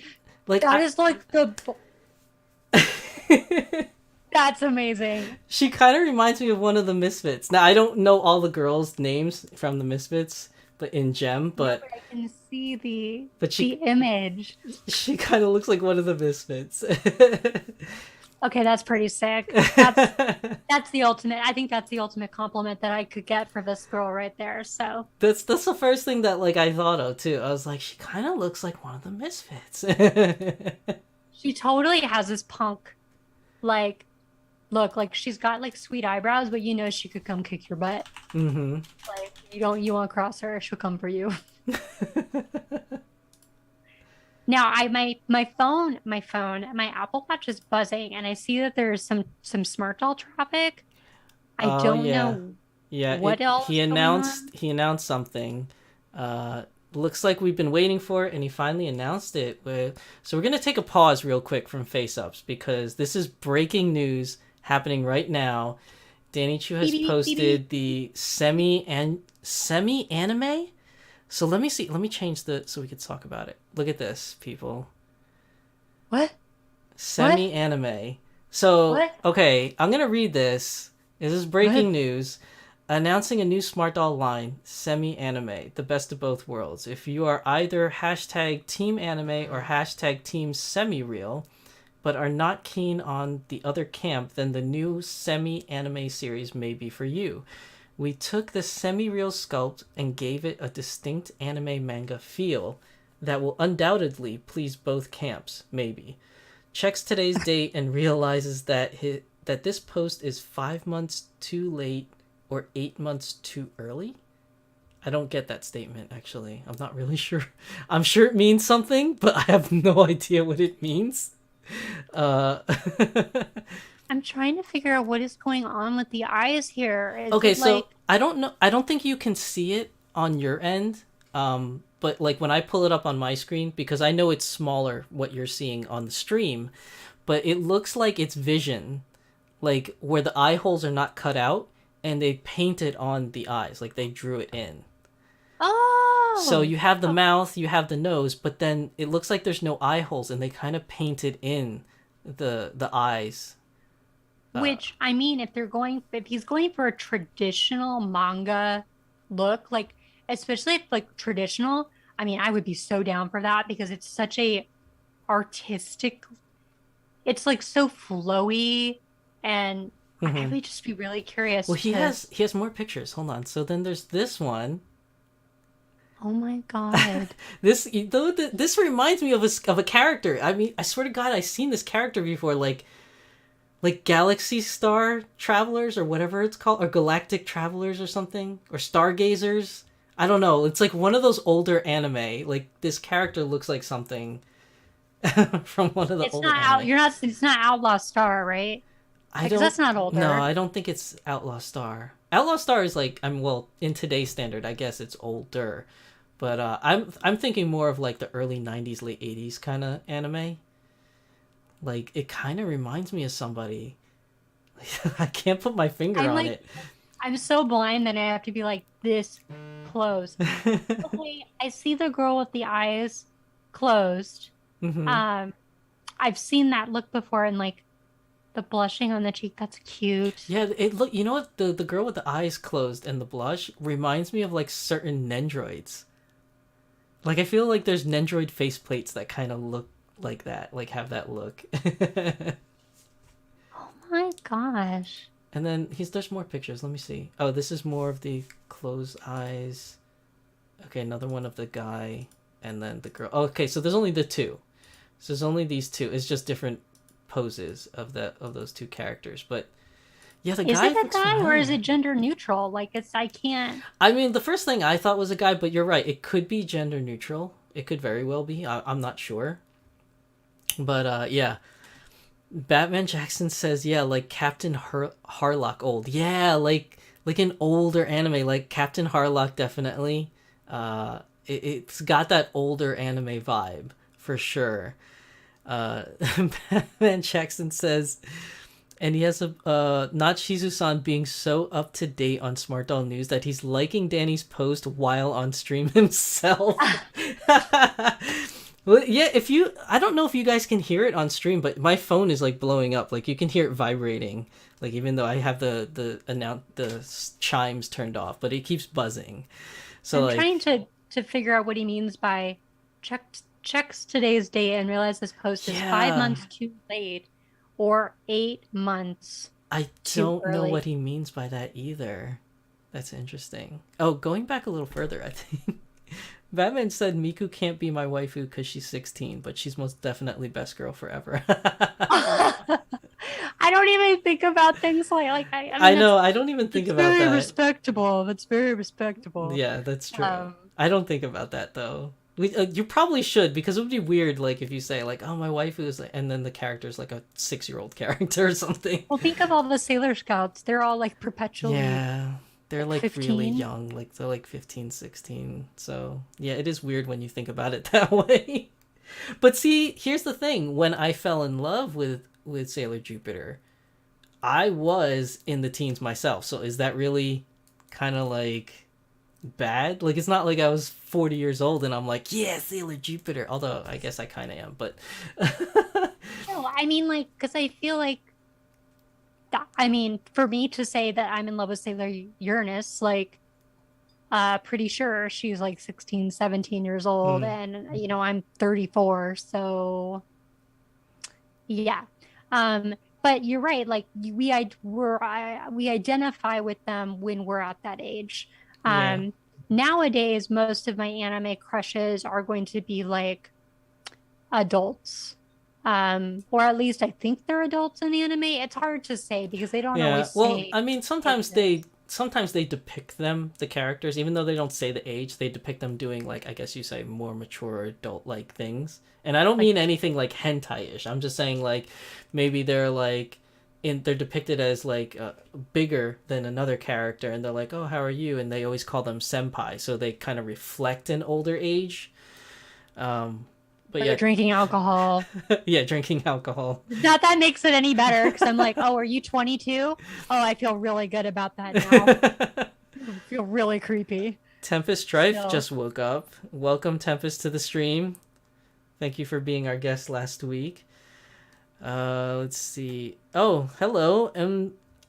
My ding ding dong. I swear to God, I get a kick out of your name every time, every stream you say hi. But he says Saber has a Nendroid face like that. Oh, maybe. Like it does give that Nendroid feel with this one girl for the semi anime. Like maybe that's where he got the idea And from. that, I'm trying to think of like an expression in a manga that I would read where like it kind of reminds me of like when somebody gets like knocked down or Mm-hmm. they're dizzy, Mm-hmm. like you can either get the dizzy eyes or you get like Yes. the Yes. That's kind of what it looks like. Yes. I agree. Oh, Tempest says, oh, okay, I guess that kind of makes sense. He says, check today's date for the past 5 months too late or 8 months too early. She says April Fool's. But isn't April Fool's 4 months? oh 4 months late? Because April Fool's obviously April, we're in August, so it's only 4 months late. Tempest, I think you might be right. But I think you might be right either way, regardless. I think you're right about that. But wait, that's weird though, because then when he says that, was this supposed to be April Fool's and it's not happening? I don't know. Like, what does I that think mean? maybe Danny wanted to shed some humor. Hmm. Like, just it's a good laugh. Like gee on a toilet when he's saying shit's dropping.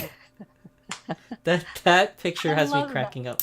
I wish I could like get a large version of that, and I would put that like right behind me, like on my I can wall. make that happen because I own a print shop and I have a mirror. Yeah, yeah, I'll make that happen for you.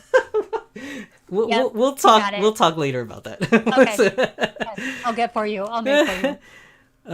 Let's see. Batman Jackson says that's different. Like, are you referring to the fact of the semi anime, or are you talking about that's different about like something else? Just clarify on that. Shiki says in chat, VTubers are my new poison since COVID. Yes, There's so much fun to watch. yes.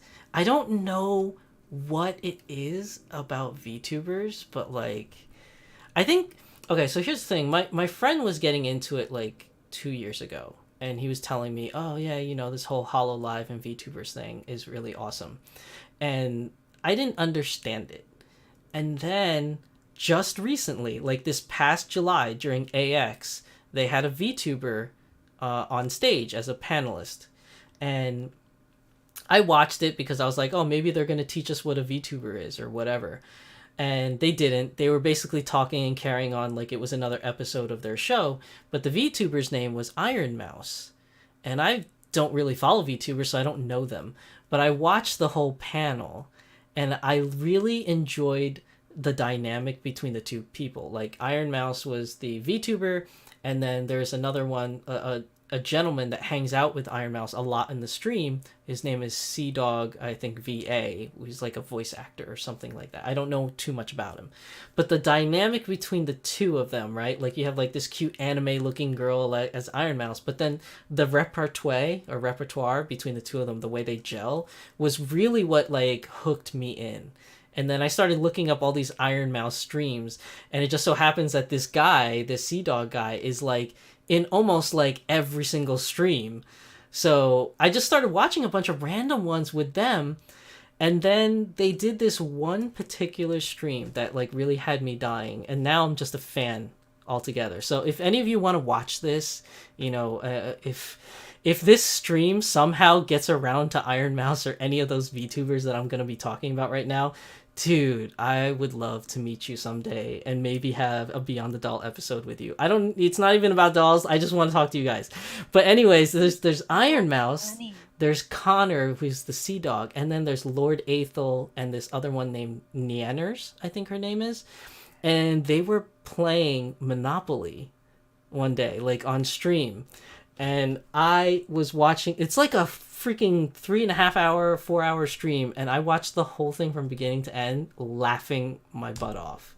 Like just the dynamic between the four of them, like the jokes, how they're so comfortable with each other, just really meshed, and I couldn't stop laughing. So if you ever look it up, like Iron Mouse Monopoly, watch that stream. It's hilarious the way they talk to each other. I I have to agree that the comedy part of VTubing um is like so amazing and Hmm. so good. That's probably one of my favorite parts of watching is also because like the facial expressions that the characters make Yeah. are just wild. Um, it's freaking hilarious. Speaking of VTube, Hmm. so Lavely Day, who is in the Dolly community, it's her birthday today. So happy birthday, Sarah. I know she's not watching because she's streaming Happy right now for birthday, her. Lovely. So great. She's actually considering getting into that. And she has some really good friends that she plays games with, and Hmm. they have hilarious interactions. So, like, I could just see her being like the Hmm. next big thing because she's hilarious, her friends are hilarious. And so, I think she's exploring that possibility. Mm. Yeah, I So, think the thing about the whole VTubers thing, I think it's like the anime character, like their actual like model that they use, is kind of the first thing that sinks you in, right? Like you just kind of like, oh, this is cool. What's this all about? So then you tune into the channel for whatever it is they're doing at the time. But the thing that really kept me wasn't the games they played. It wasn't the model of the character that they're using as their avatar, although that's what drew me in at first. I think the thing that really keeps me is just the conversation. Like the things they talk about, and especially when they have like other guests that are on the stream, like the conversations, what's what really catch me. It's almost like watching a podcast in a way, like listening to a podcast, like that witty repertoire between the cast in there. That's what really keeps me in it. Like when they're talking about like random things, like when they get really serious and they're playing a video game, I kind of just turn it off or go to another channel. It's that conversation that they have that really gets me about the VTubers, more so than the actual model of the VTuber itself, even though that is what initially like caught my eye in the first place. Yeah, that's so cool. I'd say I love that it's really taken off, and um I enjoy comedy a lot too, because Mm-hmm. like I feel the best when I'm laughing. Mm-hmm. So I totally relate to that, you know. Batman Jackson says yes, Iron Mouse and Connor. Shiki says it's like slice of life anime in real time. In a Yes, way, that's the it kind of best is. anime. It kind of is. Tempest says, I feel like creating a VTuber avatar is analogous to creating a custom doll. I mean, in a way, it is, right? So, because when you create your custom doll and you make your own face up and this character that you basically made from scratch, and that represents you in a way, then yeah, it's the same thing with the whole VTuber thing. Like that character, that anime model that they're using kind of represents them when they go on stream. And you'll hear from VTubers a lot, like it's a personal preference that they actually use it. Some say that they do it because that's what's popular now, but other people say like for privacy. And you'll have VTuber reveals too, like sometimes where they show their real face, which kind of breaks that immersion because you're like falling in love with the lore of that VTuber like look. But it's still cool. Whatever the reasons people do it for, it's still a very cool thing that's popping up all over the place. Let's see. I like Kyo's Little Monster for his delightful pessimism. Oh, is that another VTuber? I don't know of this individual. Shiki says some of them are great at singing too. Yeah, a lot of them, those Vishoujo girls, do a lot of singing. Batman Jackson says Connor also as a VTuber, but we don't acknowledge them as the same person. Connor has like a still photo that he uses sometime instead of like having his actual camera on his face. But I don't know if I'd go as far as saying a full VTuber though. But yeah, He's an honorary. he's like an honorary because he hangs out with all the VTubers and he's the only one that has his real life face on camera, which I think is really interesting. That is so cool. But yeah, it is cool. But yeah, this is also like very cool announcement here. This semi anime line that was just announced. So we took a break from our face up topic to talk about this semi anime, and then we went on a tangent. Related, okay? So the thing with this semi anime that I think is pretty interesting is that for two different reasons. For one, this semi anime kind of reminds me of what A-Zone was doing like a whiles back before A-Zone does what they're doing now. So A-Zone's dolls, for the most part, were all had painted faces on. They never had like eye chips in them where you could change the eyes out. So they always had very anime look because it was literally drawn on their face like an anime. And then they kind of moved into the whole thing of getting actual real eye chips in there so people can, change them out to make them more customizable. That's like the new thing that they've been doing. Now, they don't do it for all of their lines, but for their bigger 1/3 scale, they do. So I think it's interesting that Danny is taking a step, not backwards, but a step in another direction where he can address like a different like style of dolls. So, he has his anime, he has his semi-real, and now you have like this semi-anime, which like has the drawn-on eyes to what's the word? To appeal to like another crowd that prefers that look, I guess you could say. Well, and the closed eyes girls were all painted on, but that he's been showing for like the cyborg suits and stuff, and even selling just the heads. So it's kind of like, you're stepping into uncharted territory or new territory, and that's well received. So why not go another mile, And the thing that's going to be really cool about this too is that imagine getting more visions in your chaos thing and then people are just drawing anime faces. Like, I would lose my mind. I think that's opening up a really cool avenue for face up artists like yourself, or for individuals that want to buy Vision's head and then send them out to a face up artist to have like a favorite character. Like, I think that would be really cool. Or just maybe like a regular character, like a mascot character or their own personal creation. But I think it'd be really cool so that you're not locked into like a particular eye chip, or having to deal with like changing out the eye chip and working with blue tack or whatever to hold the eyes in. Now you could just kind of have like your anime drawn face, so to speak. Do you follow Chitake at all? Her face ups? The Chitake? Wait, what do you mean?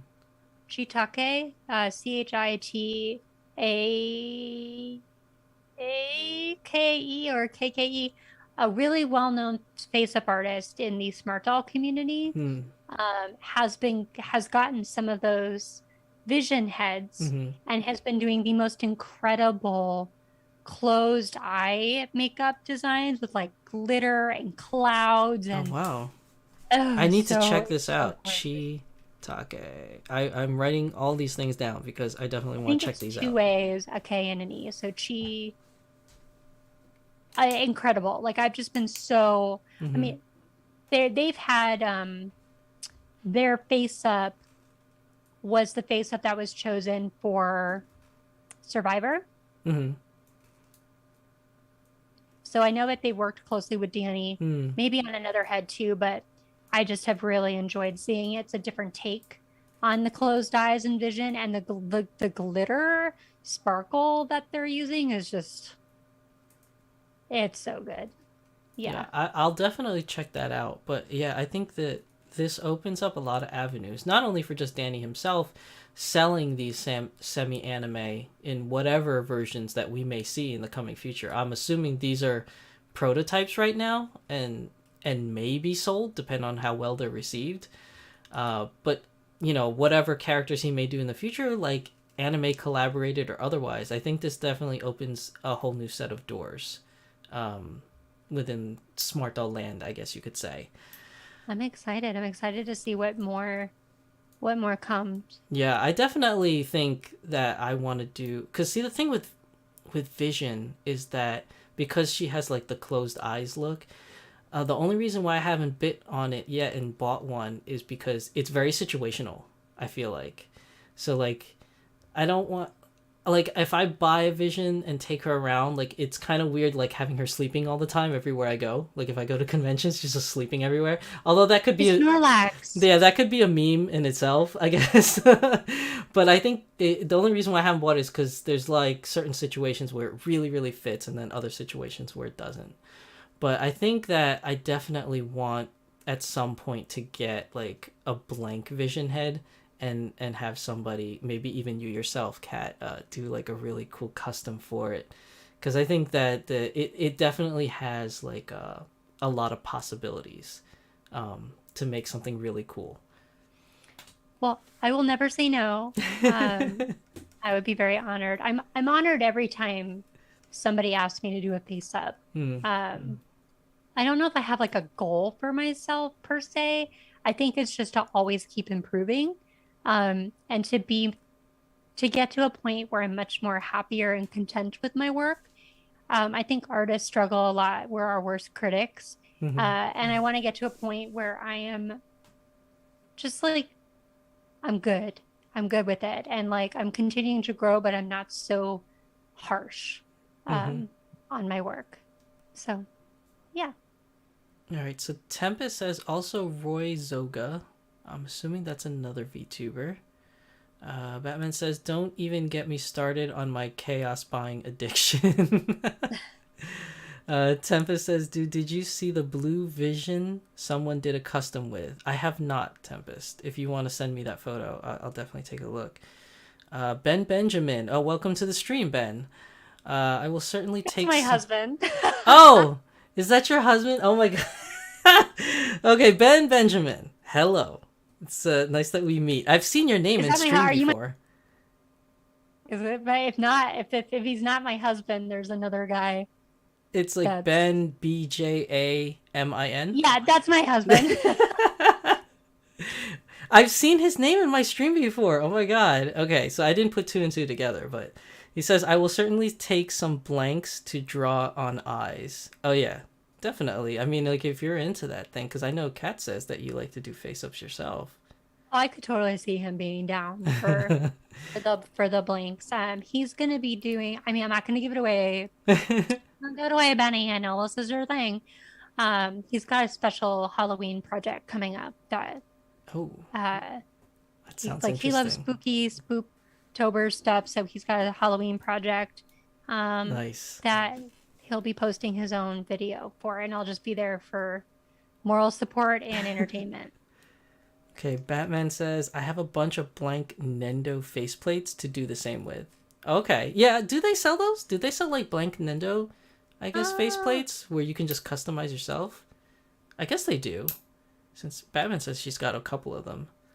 I don't own an Android. I've been wanting an Android forever, but I'm super picky because like an Android's not going to happen for Sailor Moon because Bandai's got its own Mm-hmm. Android for Sailor Moon.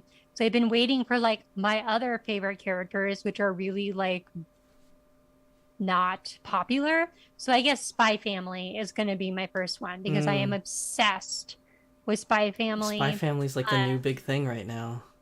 it's so It good. is. I just It's finished so it. I good. just finished the 12th episode with my daughter the other day, so I need to I like it. finish. I need to get caught up. So I don't usually get on like hype trains for animes, but I do for that one. It is totally amazing. So I think that'll be my first. Anya Hmm. will be my first Nendroid.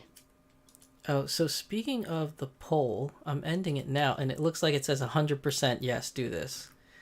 So Because you're all living that life. we we are Don't gonna act like you're do not. a waifu and husbando episode on Beyond the Doll. When it will be, I don't know yet, because I'm gonna try and see if I can get multiple guests on for that one, so we can have like a lot of differences in opinions. I think it'll be a lot of fun. So Batman says, "Oh, good." Actually, before that, Good Life Doll says Chitake. Okay, so I have the spelling for it now. So it's Chiiitaake. Okay, so I will check that out. Thank you for the correct spelling on that. So, Very, very talented. So and then Batman says you can get them from Good Smile booth during cons for $1. Oh, so if you go on to the booth, you what? can buy them for $1. That's actually kind of cool.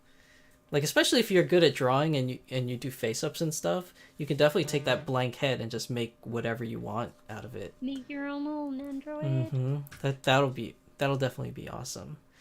They're so cute. All right, so we took a while talking about brand new breaking smart doll news.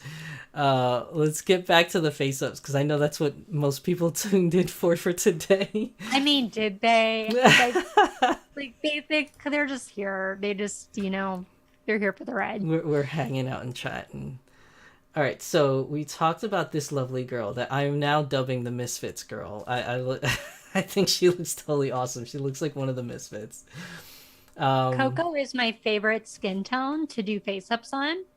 And it's my favorite skin color mm, of the smart dolls. So I don't get to do enough Cocoa face ups, and I hope that changes because I enjoy it so much. Like the mm. color just pops in such a different way. Um, I love it. So I've been wanting a Coco doll for a long time. I don't have one yet, and the reason is because I haven't been able to connect with any of the girls except for I think her name was Unity, but she's gone now. Unity's She's so not like pretty. available anymore. So she may come back maybe on the grid or on the heads, the optional You heads. never know. So You I never might know. pick her up like when that happens, but she was the only one I really connected on, and unfortunately I didn't have a chance to buy her like when she went discontinued. I just didn't have any money at the time, but she was the one that I liked. So I'm waiting for like the next Coco that kind of like calls out to me, and then I'll probably get that one. They all call out to me, and I need to stop. I need to stop. Oh man. So let me see. We got. Hold on a second here. I don't want to spoil anything, but okay. So going on for the next one because I forgot how many we had on the list, but we have this is the next face up, and I think this is the last one we have. for Yep, today. that's my boo. So take it away, Kat. Which one is this for today? Um, I know she looks better in that photo than she does in this lighting because this lighting is not good. This is Artistry. Her name is Artie, and she is a Cocoa Chi head that I got in Chaos, and um, she has like white and teal and blue accents. She's basically like all of my favorite colors, like my favorite aesthetic in eye makeup. Mm-hmm. Um, and what she represents, so her name is Artistry. She represents me as an artist and like the struggles that you go through as an artist and how you can be really difficult on yourself and to learn to love beauty and flaws. Mm-hmm. So really that wabi sabi mentality. And she also was important to me because for a long time, even though I kept her, I only saw the flaws and I Mm. almost sold her because I was like so discouraged. And then I don't know what happened. It's like I had an epiphany or something, like, and we just bonded. And now when I look at her, I don't just see the flaws. I just see a beautiful doll that I'm so proud of. And she's the only doll that I've kept for myself that I've made. And I think that she might be the only one for a long time. So she's super important to me and she's my unicorn girl. So she literally can wear anything, any color, and she's just perfect. Mm. So she's my babe. I love her makeup. It just pops. It's so cool. And the thing that's interesting, and I think it can only work with Coco dolls, is I like how you use the color, like the bright colors that pop, but then like in between, like I don't know, let me see if I get my pointer back on screen. But like at the corners, you also add like a flare of white, which I don't know if that would show up as well on like tea or cinnamon, but it shows up really well on the cocoa face, and I really like how that pops against the turquoise on her face. I I adore. I don't, and I have people that ask me to recreate the look, and I Mm-hmm. honestly don't know. This was another one that was a brainchild. Like I didn't look at a reference, I just created. Mm-hmm. You Um, just had your creative juices just flowing. yeah, and I really just adore her. Um, she's definitely one of my, I would consider her to be one of my greater support dolls. Mm-hmm. So like when I'm emotionally sad or upset, um, I like to have her with me. And all my dolls get stuffed animals because I love stuffed animals. And so since she's my rainbow unicorn girl, she has Mm-hmm. this cute little rainbow bird Aw. that she hangs out with. But Now it's I love her. it's a little hard for me to tell in the picture, but does she have like kind of like a rainbow colored eyebrows? Is that She has multi? rainbow colored eyebrows that Okay, match okay. her eye makeup. They're a gradient. Oh, okay, okay. Cause yeah, cause the bangs are covering like parts of it, so I just wanted to make sure I was seeing that right. Yep. But They that's go really from cool. white, middle shade of blue to like a dark blue, almost black. Mm-hmm. Yeah. And she's got a gloss. Her lips are like a really deep mauvey red lipstick. And then Mm-hmm. I've got a gloss. And she's got a little peep of teeth Mm-hmm. showing. I like the teeth. Now, are those custom eyes that you bought, or are they part of like one of the Smart Doll eye packs that came out? Those are semi-real eyes. They are the semi-real eyes that came with my semi-real Cocoa Fortitude. Oh, okay, they're Um, 40s eyes. I didn't want my semi-real Coco 40 to have blue eyes. I wanted her to have brown eyes Mm-hmm. because Independence has the same color eyes. I have like four dolls, five dolls that have like the same colored eyes. Uh, and so I actually used the anime eyes on Artistry in the beginning, Mm-hmm. but it just didn't look right. They were like too big, I guess, or It was too big. uh-huh.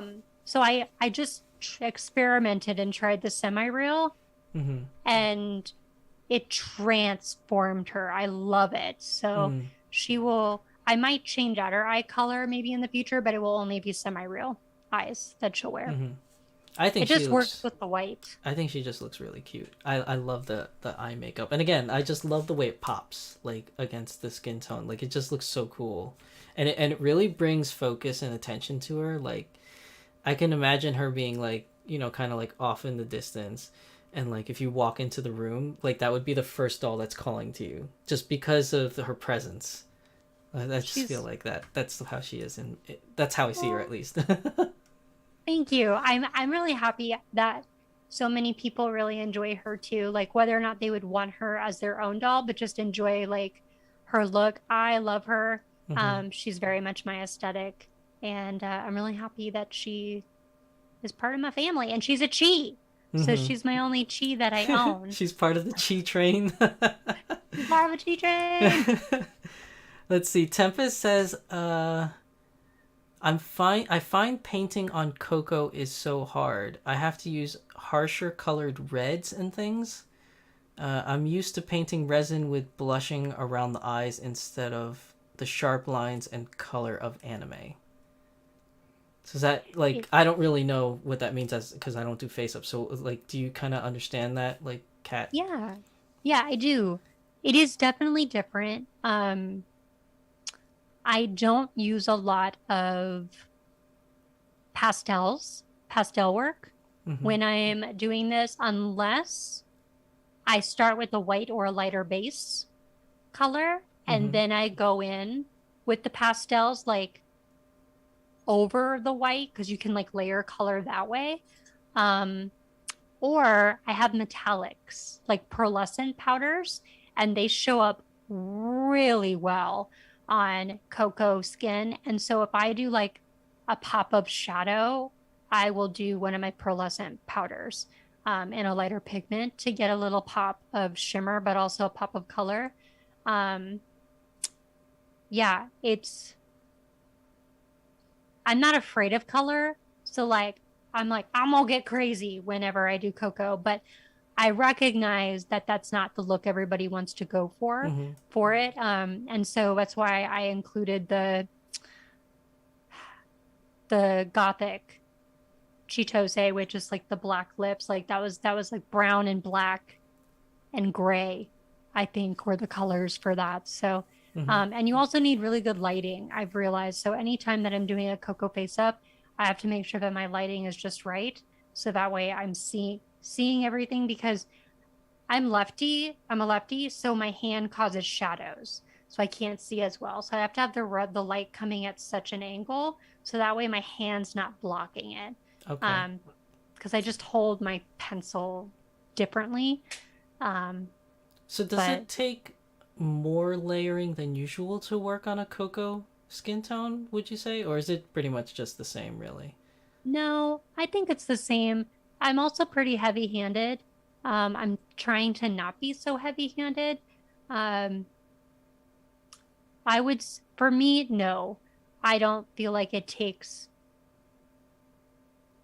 any longer. Mm-hmm. Um, I just have to make sure that I'm not blocking my light with my hand because Right. then I can't see what I'm doing. So, um, that's that's really my larger challenge, and then getting used to not relying so much on pastels. But the other thing is I don't rely on pastels as much, and so that's a challenge that I want to do for myself is incorporating more pastel makeup um, into dolls Mm-hmm. when I go forward because like I've seen so many beautiful combinations of shadows and then that like pop out from the pencil makeup that's done. And I haven't tried that aesthetic yet. So I would like to branch and try some other styles and techniques using a little bit more pastel than I Mm. currently use. Well, I can't wait to see more of your work as you grow as a face up artist and start posting more. Um, have you ever thought? Because I've seen like a couple YouTube channels where face up artists would do like time lapse of them drawing face ups. So like they'll start with a blank head, and it's like kind of like an overview camera shot, and like they just start making the face up, and you actually they do it in a time lapse obviously because it would take way too long if you just watch it like in real time.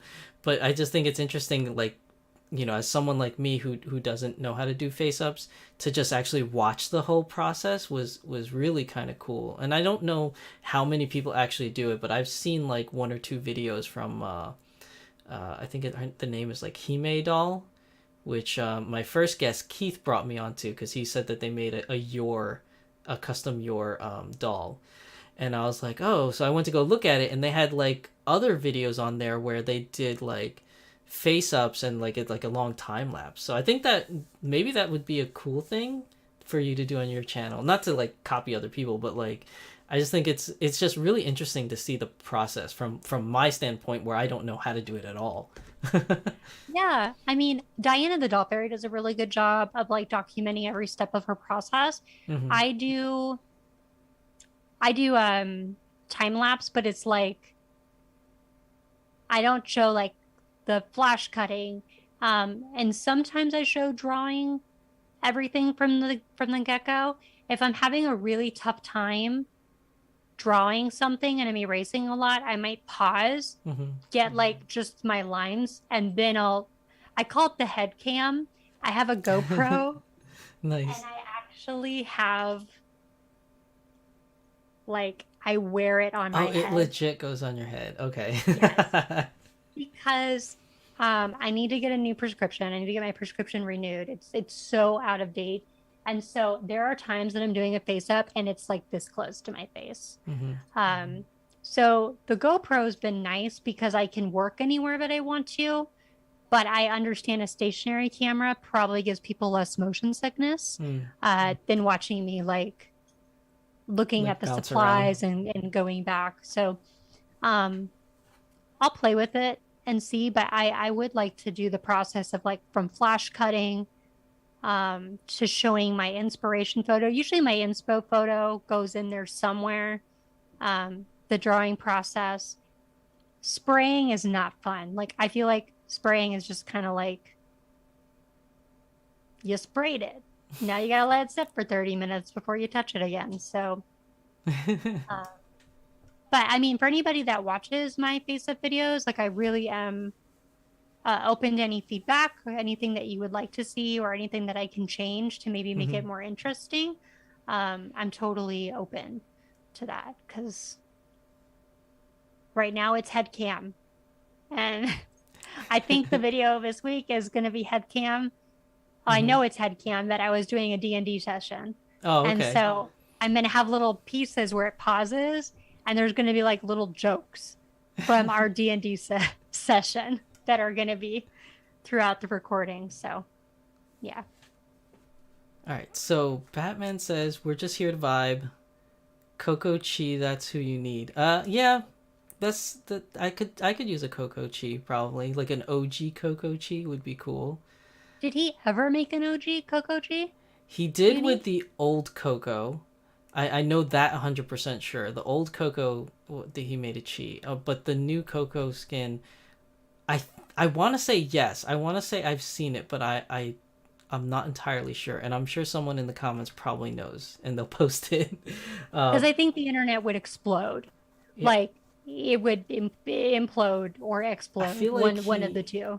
he did make it, but I'm not entirely sure off the bat. Um, let's see. I would Shiki says love. semi-white milk is my favorite skin tone to work on. Let's see. Batman says, "What do you use to seal your face up? I've only done resin dolls and used Mr. Super Clear." That's what I use, baby. That's what she Uh, uses. Actually, we're gonna talk about that in the next section. Actually, it's about like different products that you can use for doing face ups. But that's a good question. I've done so much research and everybody swears by this stuff. So I've been too afraid to try anything Mm-hmm. other than this.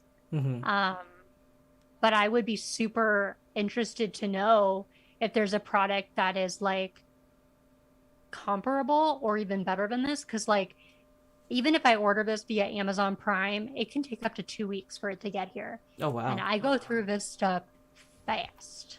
Hmm. Um, I know stuff like that for them super clear is also sold on modeling kit websites. So like I'm not sure if you've checked them. I don't know if it's faster no. or shorter, but like if you go to like some Gundam like model kit websites where you can buy Gundams, they also do a lot of custom painting of their robots and stuff. So I've seen like Mr. Super Clear Gloss, Mr. Super Clear Flat, Like there's all like these different versions. So I don't know if the particular one that you use for face ups may be there, but I guess just in case Amazon is sold out or something, maybe you could try like the model kits websites, because I know they do carry some Mr. Clear stuff. That's a really good record. I will try that because most of the time Amazon's like, we're back ordered, or Mm-hmm. the seller, like, I'll go check out and it's like, sorry, no longer available. So Yeah, that might be a an avenue you might want to check in case like it's sold out some from your usual spots. that's a good Uh, recommendation. let's see. DH says, "Ooh, pretty." Thank you. Tempest says, "I'm blah with a brush. I tend to outline in watercolor pencil to get things even, then go over in acrylic." I am amazed. I am amazed at your ability to use acrylic paint. Like, oh, my brain cannot comprehend, and I feel like if I tried to, I would combust because it's just like you have to have such a steady hand, um, and the tiniest of brushes. So it's amazing. It's like when I would get my nails done, and they would do just the most detailed nail. I have teeny tiny fingernails, Mm-hmm. small hands, and so like them trying to do the details and just the perfect sharp, crisp lines. I don't understand. So for It's anybody an that art uses form. paint, I adore you. Like you're amazing. That's a skill. DH says, "I'm in love with Curiosity and can't wait for her to be released in cinnamon with the new bodies." She looks so cute. I have her in tea, because I have no patience. Um, I did like her in cinnamon a lot. I liked her in cocoa the best, but I had already had a cocoa girl, and at the time I had two girls, and I wanted one of each skin tone because I only was going to have one doll, and Mm-hmm. then it was two, and then it was three. So I got her in tea so I could have one of each beverage, and I love Curiosity. So I'm really excited for you. I think you're just gonna like you'll just adore her. She's such a cute sculpt. And he mentions he or she, whoever DH is. They mentioned the new bodies. Are you talking about the soft vinyls that he's been experimenting with? Because I'm curious to get my hands on one of those and test it out. Because it's interesting. Because now that I have I have like the Dolphy Dream and I have the Smart Doll. Their bodies are both vinyl, but the vinyl makeup is different. Like Dolphy Dream's definitely a little bit softer than Smart Doll. And then when I delved into the A Zone scene, their body is definitely really soft. Like it's like super soft. Like I showed it in my unboxing video. Like you could actually push in like the torso like all the way in, and then it just pops back out like into place. So it's definitely interesting. I can't wait to get my hands on one of those soft bodies and see what it's like posability wise. Yeah, me too. I'm really interested to see. It's been fun to see people post pictures of the posability so far, Mm-hmm. and I'm already impressed with just the level. So think about that with the new skeleton. Oh yeah, If that's the direction. Oh my yeah. The soft bodies don't even have the new skeleton yet, so sky's the limit at that point. At least I'm assuming. Yeah, absolutely. I will be reshelling my girls for sure, or at least some of them. Fortitude gets first because she's the first girl and Of her body has course. been the one to get the most abuse. Of So, course, it'll be Chi for me too. Chi will get the new body as well. Let's see. Batman says, "That's where I used to get mine. I would bulk order from hobby shops." Okay, so that's some good that's a tips. really good idea. Okay, that's what I'm gonna do now. Tempest says, "Sometimes I use the Volk's finishing powder spray up cut for my top final layer." I'm not Hmm? familiar with that, but I guess definitely check that out. That's sold by Volks, I'm assuming. Shiki says, "I get my Mr. Super Clear from Gundam hobby shops. Tried using an airbrush to do sealing ones, but didn't work for me." Tempest says, "The new bodies may be my breaking point for a vinyl smart doll if the yen to USD doesn't get me first." Uh, Well, I'm sold, guys. I'm changing to Gunpla model shops and hobby shops for my MSC. And buying in bulk, I'm sure, is much more cost effective too than spending $20 on one bottle of spray. Um, twice a month. So, Yeah, that it's might 4. work. DH Yeah. says yes, and I'm a girl. Oh, okay. And then DH says the posability of the new bodies looks so cool. It does. It really does. Batman says, "Oh, Shizusan, should I send you one of my Adika doll bodies to review?" Maybe. I don't know. We'll talk about that because I Is this know. the same individual that sent you the Batgirl? Yes. That Uh, is so Batman nice. Jackson sent me her background, which I still have, and I'm gonna return it.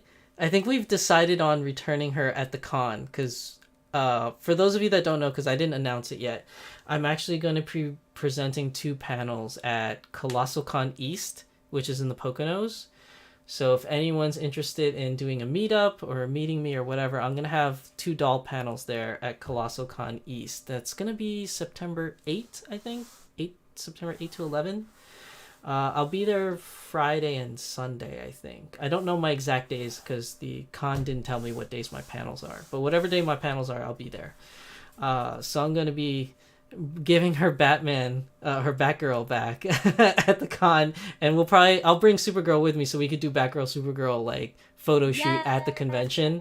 So we'll definitely do that, Batman, and then yeah, and then maybe I'll talk to you about it. Like maybe we'll do an Adika doll review, while we're there. We'll see how we can work that out. And Tempest says, "Oh, UV cut. UV cut. You mean like the Mr. Clear? Is that what you're specifying, Tempest? That's what I have. Oh, you have the UV cut. Yeah. Okay. I don't know what that means. That mean you can expose it to UV light and it's fine? Yeah, I don't know what that means either, actually. But I'm sure Tempest knows. She'll probably type something out in a bit. I've used it before. Hmm. I just know that. It's UV flat. UV flat. Okay, Yeah, because I know UV there's cut. different ones. There's like flat, there's gloss, there's matte, there's semi-gloss. Like there's all different kinds for this spray. So I don't even know which one's the right ones to use. But you use the flat one. I mean, it feels like this is a girl I'm working on right now. She's a Oh, sorry, I have to like look at the let's make it other's bigger. name. There we go. She's a Chitose multiverse vampire that was So requested. cute. And the feeling of the spray, like the varnish, feels exactly the same as it always does. It's got that nice toothy Mm-hmm. feel, but yeah.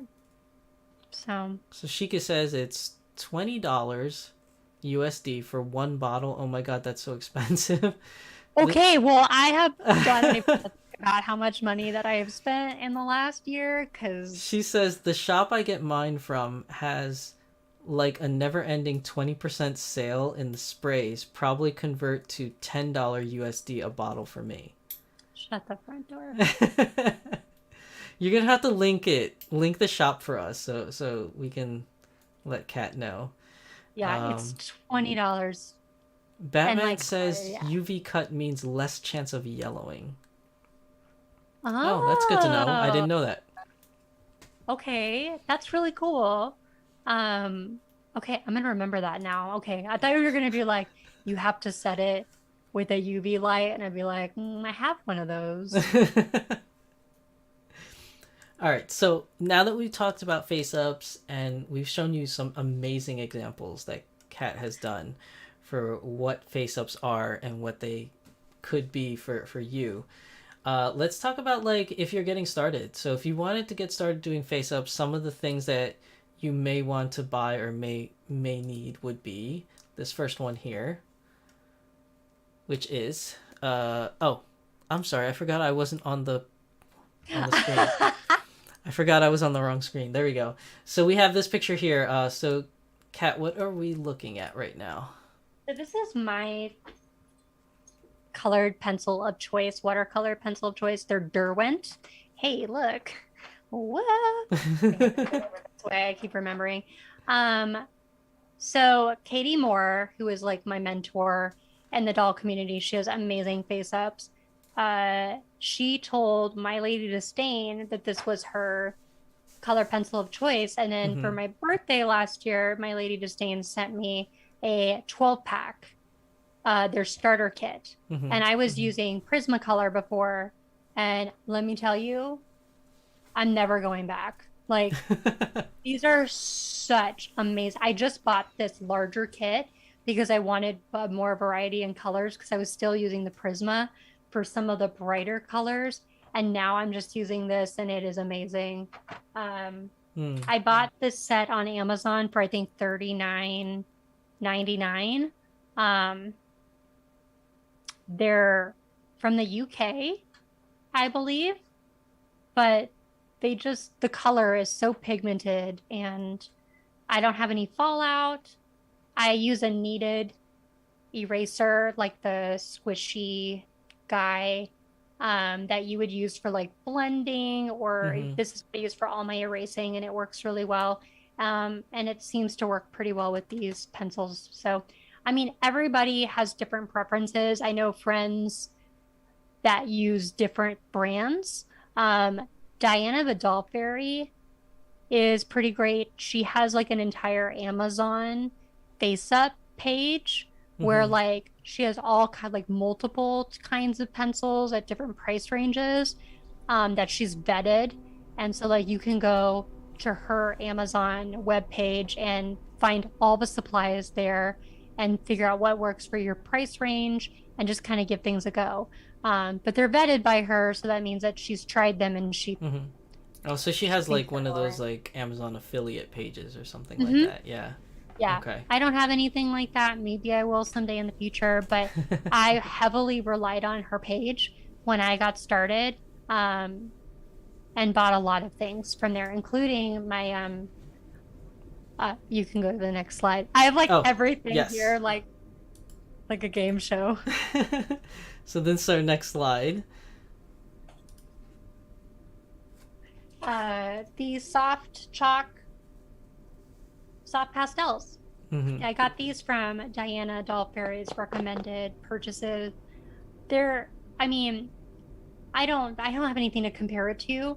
So like I don't know if my mind could be blown by something else out there. But they work really well and I mix colors Mm-hmm. oftentimes to get certain pigments. So I have to do a little color theory, but they work fine. I haven't had any issue with them and they were maybe $10 Oh, on Amazon, I that's think really is what I cheap. spent for the I entire mean, I set. don't know for comparison what other companies charge, but $10 doesn't sound like a lot to me. It's 30 colors and you're combining colors a lot Mm-hmm. as well. And then when I'm all my art supplies are this is my office where I do work. I also got into pearlescent mineral powders, which are kind of the Oh, coolest let me thing put it on the ever. bigger camera so people could see it. There you go. Um, got this off of Amazon. I obviously do a lot of Amazon purchasing because like I don't have any craft shops near me for where I live. I have to go quite a ways. Um, but they're pearlescent powders and they're just really there's a delay in my camera, so I'm like Mm-hmm. playing tag. But these are really cool too. I use it for eyeshadow and then sometimes shimmer for face if I'm doing like a fantasy. Like I did a mermaid Mm-hmm. and I did shimmer all over her face for the mermaid, sometimes for the lips, if somebody wants like a pop of shimmer for the mouth. And then I also have a gloss, like a gel, gesso gloss varnish that I can put on the lips if somebody wants a gloss finish Mm-hmm. or look. Well, don't feel ashamed about your Amazon purchases now, because everybody does it. I mean, I don't purchase a lot from Amazon, but my wife does. There isn't a day that there isn't a package in front of our house from Amazon. Like it's almost every day something from Amazon is waiting in front of our porch. Liquid Tex. This is a Liquid Tex gloss.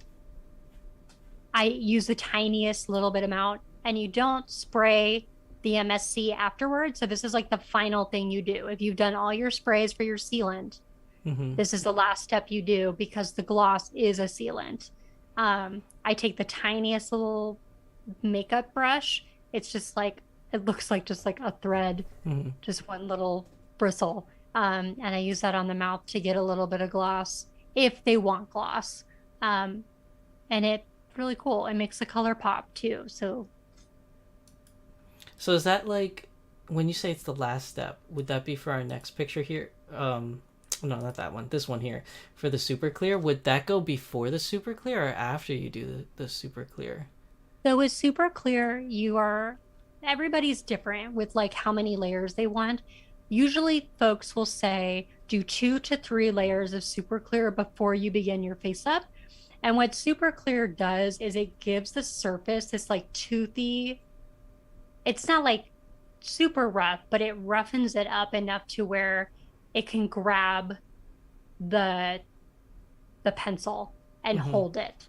Oh, I And see. so you do 3 layers, 2 to 3 layers, 30 minutes dry time in between. And then as you're working on the face up, you do a layer. And then when you're done with your layer, and you can tell usually when a layer is done because you can't add any more pigmentation to it, or else it'll start to like rub what you have done away. Mm-hmm. So you spray, you wait another 30 minutes, then you go in and you add layer two. And you can't do too many layers, but if you spray in really cold temperatures, or if it's too hot, or you spray too close, it can get tacky, sticky, and shiny. And you don't want that. So you want to Mm. make sure you're at a far enough distance when you're spraying. So usually, like, I'll have the head here and I've got my hand back like this, and I'm just doing a couple of sprays at a distance. I don't Mm-hmm. want it to be too heavy. And then at the end, when I'm done, I do 2 to 3 layers as coating, like for the final layers. And then if somebody says they want gloss, gloss is the final thing that I do after I've done my final MSC layers, where all my Oh, coloring is where okay. I want it to. The gloss is the last bit. Okay. Because when it dries, it's a sealant. So Okay. it And seals then that. this other picture here, what do we got here? Makeup brushes. I use makeup brushes. I bought, again, from Amazon, this set of brushes for like $10. Like they're cheap makeup brushes, but they came with like, ooh, Oh my gosh. and I opened them upside down. That actually a whole bunch of them just like went down my pants, not to be awkward. But it's like 50 brushes and a bunch of different sizes. Mm-hmm. And they're great. So they wash really easily too, which is soap and water. Um, that's what I use for brushes was makeup brushes, Okay. but that was what I was recommended to try Is and that for use the for, the chalk thing that you showed in the earlier picture? Is that what you would yep, use the brushes for? Okay. yep, for the chalk, and then for any of the the The glittery, the pearlescent pearlescent. powders. Okay. Yep. Okay, cool. So then let's see. I think other people have started posting in chat. Let's see. DH says, I once had a doll limit of 5 for my Smarties. Now it's up to like 9. One of which is male doll, my first male. Oh, well, congratulations on that. The male ones, especially if it's a smart doll ones, they're usually a lot harder to find and get your hands on. I'm not allowed to say I have a limit anymore, guys, because every time I say that I have a limit, I buy a doll, I like know. within weeks. Me too. I have the same problem. It's bad luck. Shiki says it's a physical shop in Singapore. Oh, the one that she was saying that she gets her sprays from for the clear. Are you Uh, in Singapore? I don't know. I guess Shiki is. Batman says aerosols have to be ground shipped. Can't international mail. Uh, Shiki says I use mostly DeWent too, but I buy them individually instead of a box set. Oh. Do you find that when you buy them individually that you have like more color options that way? Yeah, let us know, Shiki, if that's the case. Because I know that like Prisma is really big here in the United States, Prismacolor. So like Mm-hmm. if I go to a hobby store or a craft store, you can buy them individually. Um, but I would much rather, I mean, with Derwent is UK. I Mm-hmm. think, but it's international. That'd be neat if I could buy them individually because maybe I could get some colors that don't come in the sets. Right. Yeah. Let us know, Shiki, where we could pick them up individually. That would be interesting. Me picking up my. Tempest says, I don't. Wait, what? Can I say this? I don't know. Maybe it's the name of the store. It's so Tempest says, at Dick Blick in Philly, Yes, you can I know grab. Dick Blake. Oh, okay. I was like, wait, what is she trying to say? Because I was like, okay. What'd you say about my mama? Um, we had a Dick Blick in Omaha, Nebraska, but I don't think we have one in Austin. I'm sure there's one in Texas. In Hmm. Austin, we have a local. Austin does a lot of local business. We're very like small business savvy and friendly, which I love. That's one of the things I love about the town. Um, it's called Jerry's Artorama. I Hmm. need to go check it out because if they are like a Dick Blick, then yeah. But I'll do some research because that was like my favorite shop to Well, go to. she's saying that the Dick Blick in Philly, you can grab individual pencils for Derwent or DeWent. Hmm. I would feel So like I don't I know if would that's hope the that that's a case for you. continuation thing for Mm. other stores, but it's definitely worth investigating. So Mm. I will investigate. That's so funny. Can I say this? Yeah, because I wasn't sure. I was like, "Wait, what is she getting at?" Like, but it's the same thing. Like when I was growing up. Again, it's another story from my past. Like they always had like the Sports Authority or more models, and then when they came out with Dick's Sporting Goods, I was just like, "Why would you name your company that?" Because like people might meme on that. Like, like I understand it's like shorthand. Like the way it started was like shorthand for like Richard or whatever. Like was like the Right. original names, like the nickname, but it's just I always found it weird. I was like, I don't know why they chose that name, but okay. So you have like a arts company called Dick Blick. Okay, I get it now. You um, get like desensitized to it, like you don't even think about it. So, but I can. That's really funny. Batman Jackson says limit PFFT. Don't do that to yourself. Live free. I don't know, Batman. It is kind of a jinx. Like when you limit yourself on dolls, you end up just buying more. Like so, For real. it's like Like, easier just to not say it. yeah, yeah. I told myself I wasn't. And every time I did, I would get comments from people and messages being like, "You're so funny, Kat. Every time you say that, I start cry laughing because I know it's not true." And I'm like, "No, I'm really trying." And then it's like I tell Danny every time I end up getting a doll, I like send him a message and I go, "I swear you're psychic." Like, how do you know? It's like, you know. It's like you know what I want. Shelby's Castle. Oh, welcome Shelby to the stream. I don't know if you've been here before, but I just saw your name on chat. It says, "Would you ever attend ColossalCon in Ohio?" Probably not. And usually I try to stick to like cons that I can easily drive to in my neighborhood, because it's just cheaper to go somewhere like around where I am. So I'm usually like in New York, New Jersey, Massachusetts, Maryland. I went down to Virginia, which wasn't as far, but I went down to Virginia for NecoCon because they asked me to be a guest there for hosting a lot of doll stuff at their convention. They at least what they told me is they were trying to like revive a doll community that they had down there, so they asked me to be a guest. So that's the only reason why I went even further down south than I normally do, because as a guest they kind of like shipped me out there, so I didn't have to worry about it too much. But the main Colossal Con is just way too far. I can't afford to go out there and make the drive, or afford plane tickets.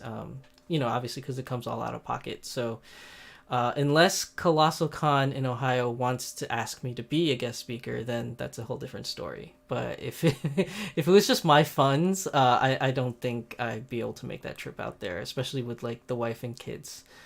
Um, Shiki Katsuna says, "Yes, I'm from in Singapore. The art store I went to has a lot of selection and sell them individually, different colors and different tones." Oh, That's okay. awesome. That's so cool. Yeah, so I guess different stores, depending on different like countries, they have different options. I will make a greater effort to explore. We're going to try to go to Houston for my nephew's. first birthday the first couple of weeks of September. Hmm. Um, like I said, Austin's its own animal. It's kind of weird. We are weird. That's what we say. Keep Austin weird. That's our motto. Really? Um, I didn't know that. yep, you see it's painted on the building. So keep Austin weird. But Houston has more like um they have a lot of big like corporate, not corporate, Hmm. chain businesses that like I can't get here, Hmm. there. So I'll do some shopping. How far is that from where you are? Like Austin and Houston?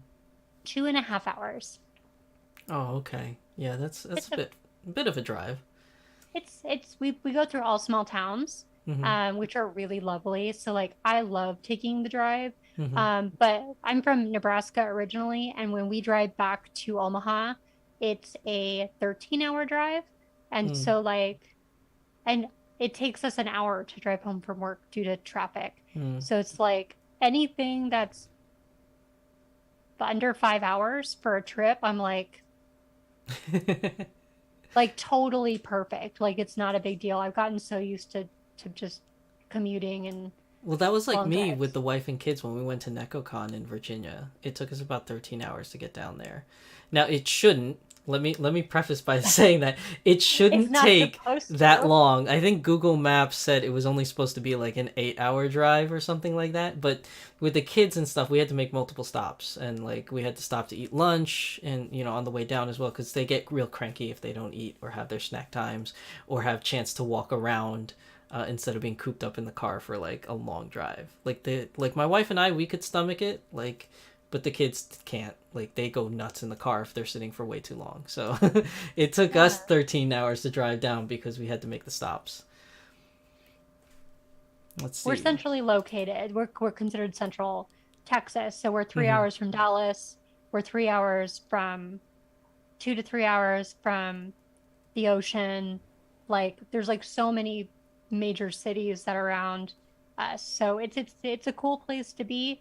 Um, but I will venture into the world for craft supplies. Well, I I've can never do been that. to Texas, but Texas is it's a big state.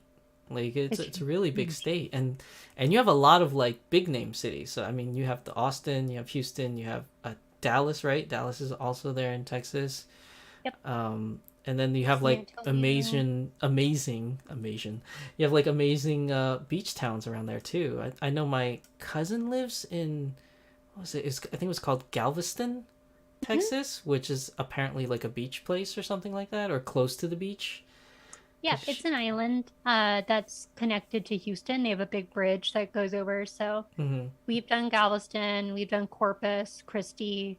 Oh yeah, that's It's not another like the one. most beautiful beach, but like when you are landlocked Hmm. in Nebraska your whole life, like you get really excited about the ocean No matter where no it matter is. what. Yeah, like we're always so my husband didn't see the ocean for the first time until he was 38 years old. And it was when we went to Greece. That was his first time seeing the ocean. Really, I can't see. I guess I'm spoiled living here in Jersey because we're just right next to the ocean.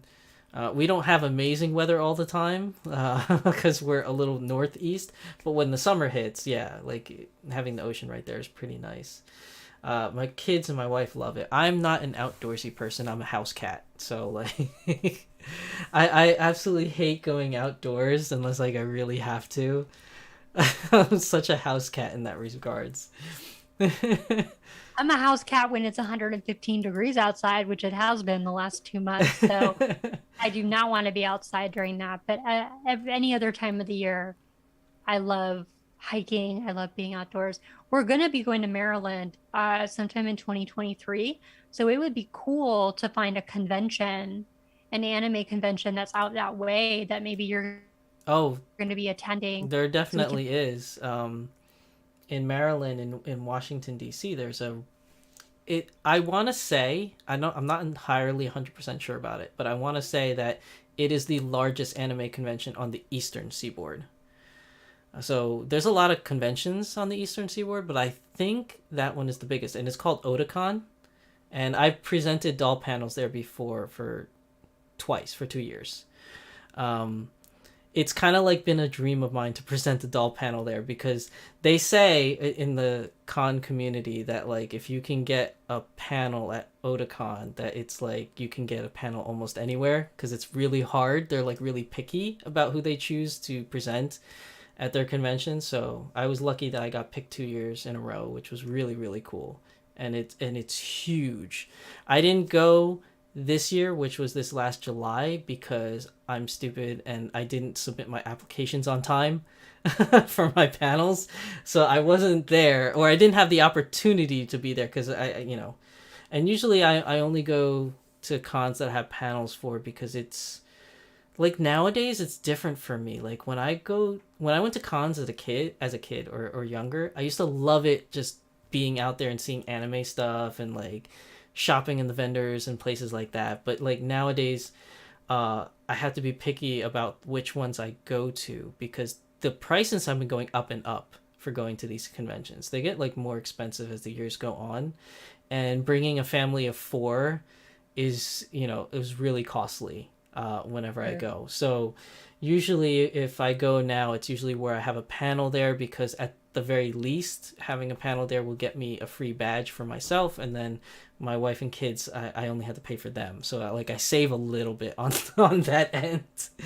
But yeah, I heard that Otakon this year was really bad. Like Demi says, it was 42,000 people that attended this year, so that's a lot. That's a lot of people. But if you ever come out to Maryland, yeah, that's a big one that they have out there, and it's usually in July or August. Well, our favorite aunt and uncle live out there. My husband's aunt and uncle, but they're my favorite too. Like Mm-hmm.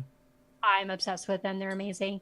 And I know that their son is really into anime, and his wife. And so it would be really cool to go. It'd be cool to support you. And I know that like I was talking to like My Lady Disdain Mm-hmm. and like Diana the Doll Fairy. Like we're all talking about what would be a cool thing we could do, or we could all, it wouldn't be super inconvenient to meet up Mm-hmm. for an event or something along those lines. So Yeah, I it think would that would just be be cool. awesome. That would definitely be awesome. Um, Let me see.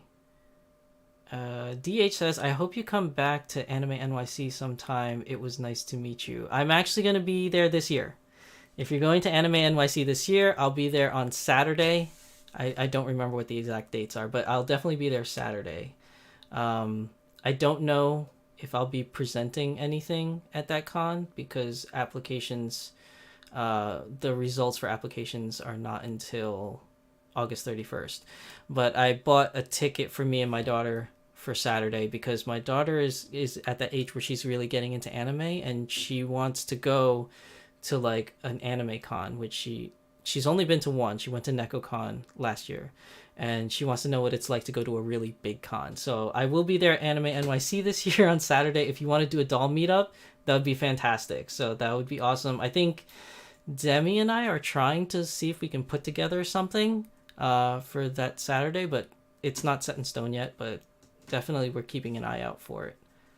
Let's see. Batman says, yes, Anime NYC, we need to plan a meetup. Yeah, I was just talking about that. Shelby's Castle says, I told myself at the beginning I only want one, and now I have 7 plus and one floating head. I just got Lelouch today in the mail, and last week added Beyond. Oh my god. You got your hands on a Lelouch? Awesome. That's a big deal. Mm-hmm. That's a Yeah. big deal. I mean, considering the fact that his no longer released, I mean, just finding him secondhand somewhere, somebody that's willing to give him up, that's amazing that you were able to find one. Congratulations for Yeah, that. that's awesome. And also, hi Shelby. I was like, I know who this is. I know who this Oh, you know is. Shelby? Okay. I know Let's Shelby. see. She showed me a lovely photo of her Beyond that she just got. Oh Yeah. yeah. Yeah, she just said that she got it last week. Mm-hmm. She says, I've been wanting to get a doll panel meetup at Colossal Con, but I am not good at talking in front of a lot of people. That's okay. I mean, even for like, if you don't want to do a doll panel, you could always try like contacting the convention to set aside a time slot for photo shoots. because they usually have like photo shoots, like a Naruto photo shoot or Demon Slayer photo shoot, and it's like a little session. They quarantine off like a certain section so that you have that space to yourself. That doesn't usually take any kind of public speaking. You could just apply to have one made, and then everybody will show up at that one area at whatever designated time it'll be. So I think like a meetup, like a photo shoot or something like that, you could definitely start one at Colossal Con if you want. Yeah, absolutely. I want to try And to just see if I can get one for Colossal Con East, but we'll see what happens with that. sometimes just even walking around at, so I'm going to my first BJD convention next weekend. Oh, nice. It's BJD Central Texas, Hmm. and it was expensive to buy a ticket. Let me tell you, Really? How much did they cost, if you don't mind me asking? $200 a person. For a day or a weekend? They wouldn't let you buy a ticket for a day. It was only a 3-day pass. Wow. Even for a 3-day pass, that's a lot. I know. And like for me, I can't go all 3 days. I can Hmm. only go one day. And Hmm. so Ben and I wanted to go together, but we're not going to drop $400 because it costs us $450, $500 to have a booth Hmm. in Artist Alley. You know what I mean? For Celebrity Fan Fest, which is a huge convention in San Antonio. Um, but what I'm hoping, Shelby, is that like carrying dolls around, not just for the BJD con, but for other conventions, I think people are going to like stop and they're going to ask questions and they're going to want to take photos because when people go to conventions, they have attended as I feel really comfortable there. And I feel like people are just like really open to just like, hey, can I take a photo? Can I talk? Um, it seems like a really supportive place to be. At least all my experiences with conventions have been that way. So I'm excited to bring a doll into the mix and just see how Hmm. people respond. Yeah, for sure. I mean, I've been taking dolls to anime conventions since I started this whole hobby, and for better or worse, I get stopped by a lot of people. So, you'll have people that says, "Oh my God, that's so beautiful. Where do you get that?" And you start this whole conversation, and then you're always gonna have the naysayers too. Like, but they're not as frequent as you would think. Like every now and then, somebody will be like, "Oh, what's that creepy doll?" Or "Is that a Chucky doll?" or something like that. Like sometimes you'll run into those people, but it's not often. Most people, like, I guess if they're not into it or if they don't like it, most people just don't say anything at all, and they just kind of That's, walk on by. yeah, I've not had I mean, I take my dolls with me in public all the time. Hmm. I've never had one person say or give me a side eye. And like most of the time, people just don't say anything. And if they do say something, they're just really curious. Hmm. Um, but the people that are going to be rude and say stuff, it's because they're just trying to get you riled up. Yeah. So hate is going to hate. Yeah. But like Taylor Swift says, we're just going to shake, shake, shake. Exactly. Gotta listen to Tay Tay now. I love me some Tay Tay. Yeah, I unfortunately have had a number of incidents where people were just mean about it. Um, and that's more so happened earlier on in my quote unquote doll life career. I haven't had it lately. Most people lately have been really nice. But in the very beginning when I first started, there was one instance where I had a video that I put out about doll photography, where I took one of my dolls to, no, I took two dolls with me to the waterfalls here in New Jersey. There was like this really big waterfall, and I wanted to do photography there, so I did a video. And unfortunately the waterfalls was located, which was really weird to me. It was located in the middle of a bustling city. Um, and not just any city, it's a city that's kind of like known for not being, very nice, so to speak. So I was there, I was filming, and I had the camera set up like facing me, and I was posing the dolls. So I wasn't recording at the time, but I was posing the dolls, getting them ready for like a picture.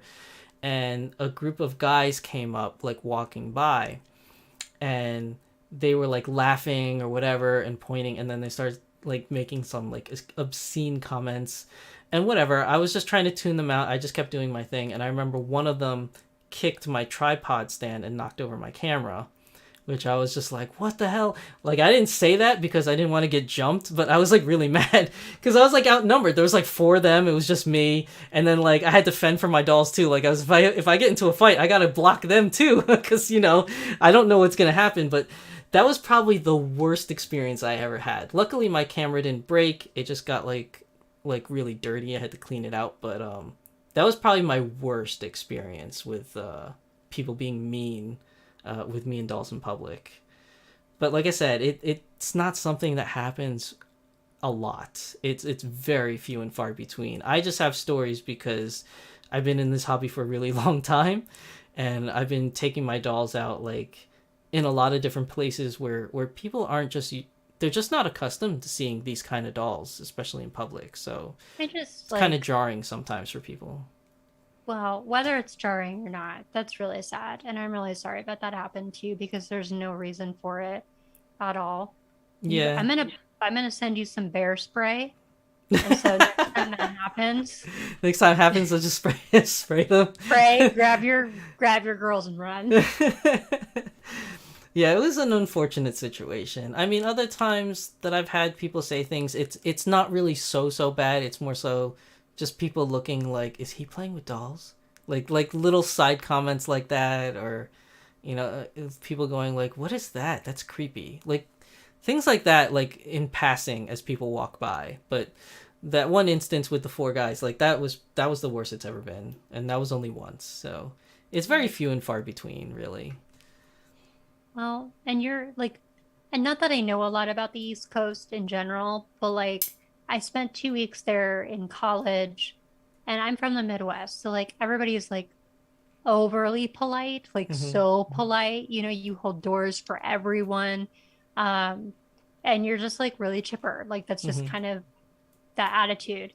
And so I had that attitude while I was in Hell's Kitchen, New York was where I was staying as Oh, like that. okay.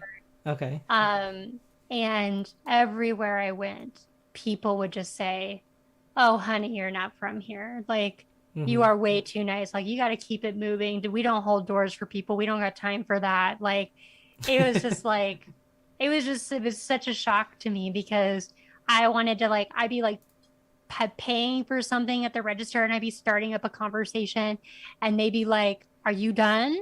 Hmm. Yeah. Go."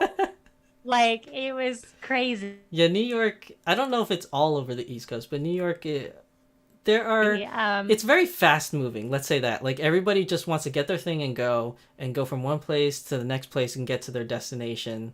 I mean, there's a lot of nice people though that will extend a helping hand, like open doors and things like that. But for the most part, everybody has like a destination they need to reach, and they're trying to get there as fast as possible. So I sometimes they learned can very cut. quickly to like walk fast and shut up. Yeah, Like, so don't say sometimes anything. they can be a little curt sometimes, if you're in the way, kind of thing. But I mean, for the most part, it's a very diverse city. Everybody usually is nice. It's just they're usually more fast paced, from what I hear. Being like a New Jerseyan, I'm so used to it. Everything I do is fast, and you just move one here, move there, move there. I need this, and this, and then I'm out. Like I don't really like stay for very long. But what I hear from other people that live out in the Midwest or in the West Coast is that their impression of us here on the East Coast is that we're really fast. At least that's what I hear from them. Yeah, I mean, I would say that. And my grandpa was from New Hampshire. And Hmm. so and he had an accent and he everything he did was fast. We would be at church and like he would think that if his thing was he would say the prayers like super duper fast, like before everybody else finished. Hmm. And we always joked, we were like, "Papa, like it's not church isn't going to end early because you said the prayer faster than everybody else." But like he was such a gentleman and he was such a Hmm. sweet soul. But everything was like rush, Yeah, rush, rush, rush, rush. that's Um, what I've heard about us. but then I don't think that's a bad thing. It was an interesting experience and I loved my time in New York. Hmm. It was very fun. But I think that's what's so enjoyable about meeting new cultures and being a part of new cultures, even just like within the United States. Because like moving from Nebraska to Austin is kind of fast paced too in a lot of ways. So like I would be told when we first moved here, they were like, "You are not from here." Hmm. You are too nice to live in Austin. And I was like,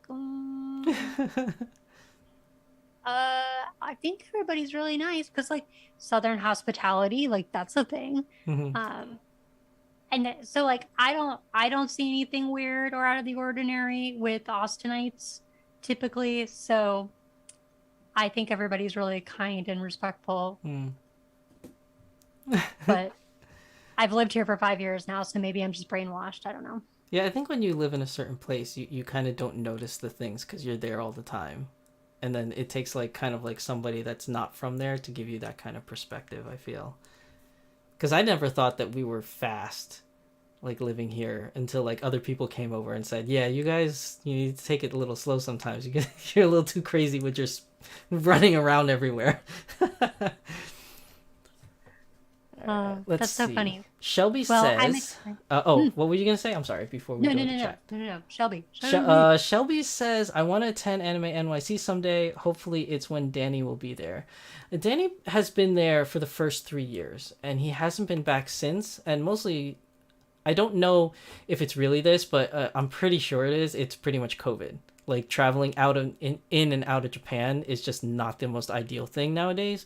Even though it is, you're allowed to if you're a citizen or work visa or student. I think it's open to now, but yeah, he hasn't been back since the whole COVID thing. So I don't know when he's gonna come back stateside to do cons, and even then, don't know if he'll go back to NMA NYC.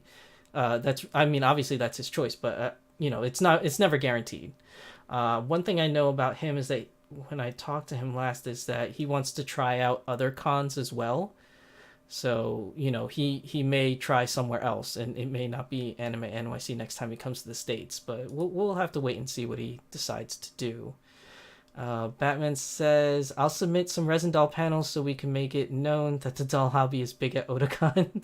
I heard that Otakon had a small doll following, like way back in the day, but I don't know what happened to that. DH says, I will be there all 3 days, and I'm bringing my custom male smart doll. If Danny shows up, I'm buying another doll for her body for my custom girl doll. That'll be awesome. If you're gonna be there on Saturday, I'll definitely try to see if I can host some kind of like a meetup, and then we can meet. As for Smart Doll, I don't know if he's coming this year. I kind of doubt it, but if he does, he usually doesn't have doll stuff for sale at the cons. He usually has like dolls he's gonna bring, and then people will buy it beforehand, like they buy it off of the store, and then he'll bring it to the con and you pick it up there. Oh, And those are usually the dolls that are on display. So I don't know how he does it because I never asked, but he brings like I think it's like 15 or 20 dolls, and they're all spoken for, like they're all pre-purchased, and they're on display for all 3 days, and on Sunday at the very end you can go pick up your doll and take home with you.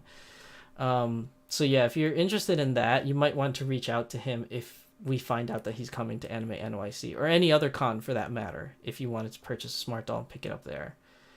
Batman says, "Almost definitely I attend 1 or 2 cons a month and always have a doll around." I know that for a fact, Batman. I see you all the time at cons. Shelby says, "My friend even got his first doll last week and chose Foundation. He is making doll stuff and opening his Etsy shop this week. I learned people will judge you on anything and everything." That's true, as we recently found out last week. But yeah, that's awesome that your friend bought Foundation. That's one of the newer dolls, and that they're opening up a he's store. so cute. Is he? So cute. Ben may have bought her because he has no self-control. She is like precious. Like I would not have picked her like for myself, but once Mhm. he opened her, I was like, oh my gosh, so cute. So yeah, very good. That's a really lovely first choice. So Yeah, Foundation is a really good addition to the Smart Doll family. I think that's awesome. Shiki says, "Main issue I have with bringing my dolls out for photo shoots is that there's kids running around wanting to touch or push them down. Their parents will act like nothing happened." Wow, that's a first. Although I've never actually tried doing photo shoots where maybe there's kids around, so that's probably why I haven't seen that happen before with me. um I've had a lot of interaction with kids. I just love kids. Mm-hmm. Um, but most of the time the parents ask for permission. Mm-hmm. Like I've never had a kid like come and like try. I'm not saying that it doesn't like it won't ever happen in the future because I'm sure it will. Um, but like I posted on my Instagram that I brought Batgirl with me to the shop the other day that my husband and Oh I yeah, I saw own. that And post. Yeah. and she's just like standing there and I saw this little she's like 3 or 4. She's like pulling on her mom like Mm-hmm. toward the shop, and I thought that was really weird because we're a sign and graphic shop. We're not a cool place for a kid to want to go. So mom comes in and she's looking like she's trying to find somebody to speak to about business. And so we were finishing up with a client, and then she steps up and she was like, the little girl the entire time is pulling on her. Like now it looks like she's trying to get her to leave, and I Mm-hmm. can't figure out what's going on. And the mom just looks at me and she goes, "Do you know whose doll that is?" And I was like, "That's my doll." And she goes, "My daughter wants to meet her so bad." And I was like, "Oh my gosh, yes." And so I brought her over and like she picked her daughter up and like she just went completely silent and just like stared. And I go, "Do you like her?" And she goes, and I go, "Do you want to touch her?" And she was like, "Can I?" And I was like, "Yeah, she'll be fine." She just like very gently pet her hair and she goes, "Her hair's so soft." And then she looks at her mom and she goes, "Mommy, she looks like her dolly." Because like she had red hair.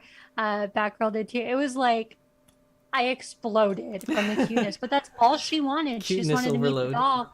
She didn't want to know any other information. And then she was like, "Thank you." And then they left. Like it was that quick. Um, That's but it made awesome. my whole day. It was so cute, that Kids are little so girl. innocent like that. It's amazing. So yeah, I'm sorry if kids knock stuff over. I'm sure I will have an experience like that at some point. Um, but for now, I've got pretty good parents that are like, Mm. like, you have to ask for permission. Don't touch anything unless you ask, Mm-hmm. like I've had being kids ask like at conventions where like I'll do panels and stuff and they'll come up and they'll be like, "Can I see her?" And I'm like, "Yeah, sure, it's not a problem." But like I've never had kids like at a photo shoot like push them down or chase after them. I haven't personally seen that. Yeah, that would I would be a grump. That would freak I me like out. Yeah. That would freak me I out. love kids, but I have boundaries, okay? I have boundaries. Shelby says we need to get a live with all three of My Lady Disdain, Shizusan, and Magical Girl. It would make a I great live think it would chat. be a 5-hour stream, It would Shelby. be a long stream. Like even just the two of us, we're already at like 3 hours. Yeah. Oops. Oops. Yeah. So we'll go back to chat in a bit. Like let's move on because we've been addressing chat like for a while. So talking about supplies, we covered like different kind of pencils, like the different chalks and the super clear and the brushes. There's one other thing I want to talk about, which I didn't think about until like I had other guests talking about it, but that's things like safety. So like obviously you're playing with like super clear, which is like a chemical. You have like your paints and your brushes. So there has to be some kind of like safety with this, right? Yes.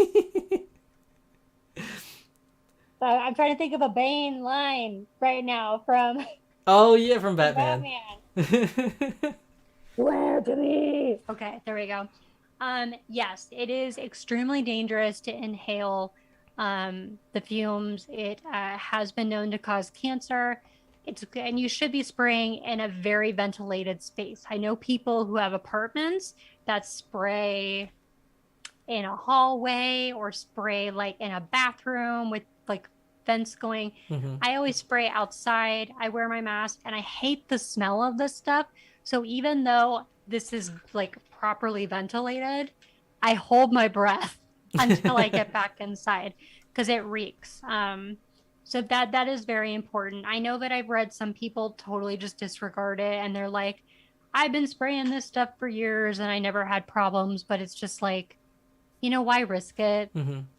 Just buy yourself a face respirator and just be safe. It's very Mm-hmm. easy to take on and off. It's very, in fact, mine's full of makeup marks now. So, and they Now, come in cool colors too. Like Diana Vidal Fairy has a pink and teal one. really, I didn't even know those things came in colors. I, That's yeah, interesting. this is my husband's that I just, now it's mine basically. But yeah, safety is important for Okay. sure. So you said you spray them outside. Does Yes. does it affect? Because I know like some people say when you're painting stuff, like humidity affects it, or Yes. like the wind or something. Like you got to be wary Yes. of. So like, how has it been for you? Like, what's your ideal time to try to spray if you're doing outside? Um, dusk, dawn or dusk seems to be my favorite time because, well, first of all, I work during the day. So if it's Mm-hmm. a weekend, then I might be doing it in the afternoon. But if it's super duper hot, it's not going to be humid because we're in a drought. We're in a Mm-hmm. severe drought right now. So, like, I don't have to worry about the heat. But if it was really humid or wet outside, it may affect how it cures. Mm-hmm. And it'll get like, you don't want it to be tacky, or like there's times where it dries glossy and it's not supposed to if it's matte, and like you can put your finger in it Mm-hmm. and it will like push in and leave your fingerprint. Oh, that's Um, not good. and if it's too cold, that will be a problem too. It'll crack or it just won't set properly. I don't have to worry about it being too cold because it's Texas. Mm-hmm. Um, so if it is a colder day, I just make sure to spray during the warmer periods. And if it's windy, you have to keep that in mind too, because if you're spraying it toward the wind, it's all just going to Oh come back.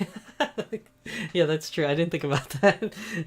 And being a glasses wearer, Mm-hmm. I have gotten it all over my glasses more times than I would care to Oh my admit. god, did So, it stick or did you have to use some kind of solution to get it off, kind of thing? I have some like glass cleaning solution that I Mm-hmm. use, but like I will come in and it's just like looks like frosted glass on my glasses. So Shelby was asking, what do you do if it's snowing or raining? I would avoid spraying anytime there's snow or rain. If it's snow, like if there's snow on the ground versus snowing, it's okay as long as it's like 40 or 50 degrees out at least. Hmm.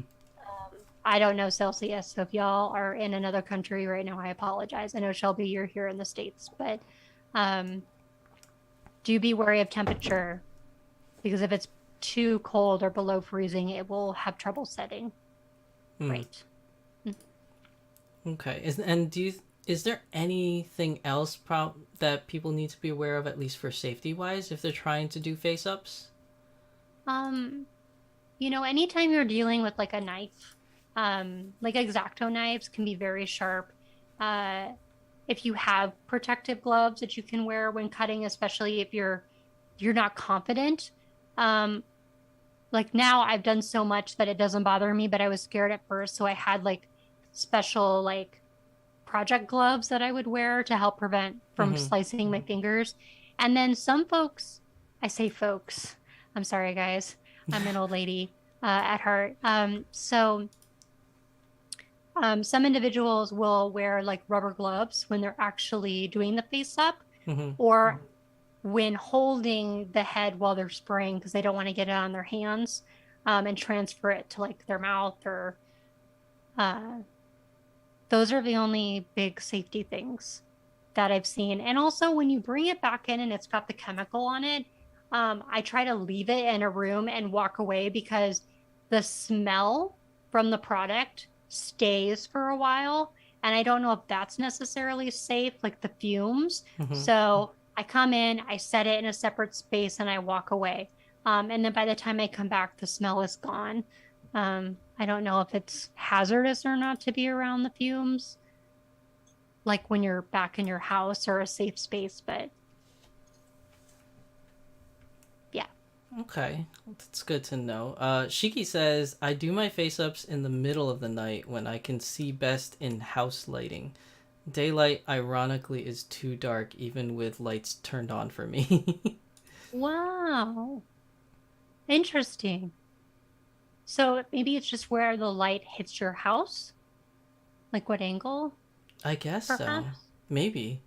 Or Uh, like you don't maybe just not having a lot of natural like we don't have a lot of windows in my mhm. house. So like I think we have five, six windows in the whole house. So I don't get a lot of good natural light myself. So everything is artificial, Mm.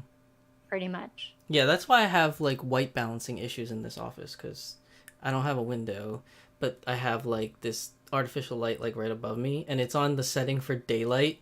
So like it's like really bright against whites and on the top of my head here, but like my face is like usually darker because my hair like shadows. Like if I turn off the key light, it's you can see it's a little dark. So I like have like a key light to kind of brighten up, so I can kind of like be a little like better in frame.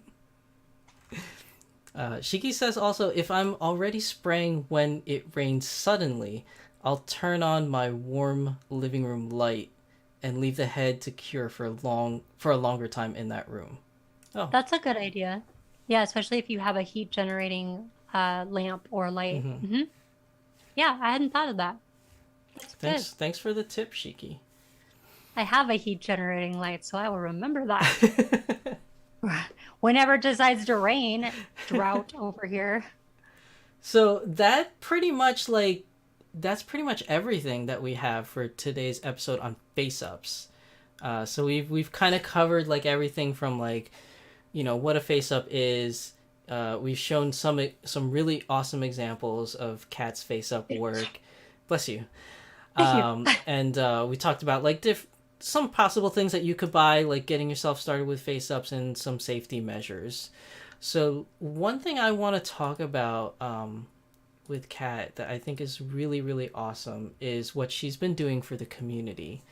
So, for those that are you just joining that wasn't here for the very beginning, Kat or Magical Kit Kat Girl has her own YouTube page as well where she does like doll content. And one of the things I think is really awesome, and it was something I really wanted to talk about with her now that we have her on Beyond the Doll was what she does for the community in whole, and not just for the doll community, but just her community in general by doing charities and doll stuff at the same time. So, can you just elaborate on that for everybody so they know what it is that you're trying to accomplish? Yeah. Um, so really in a nutshell, I love this community a lot. I really love being a part.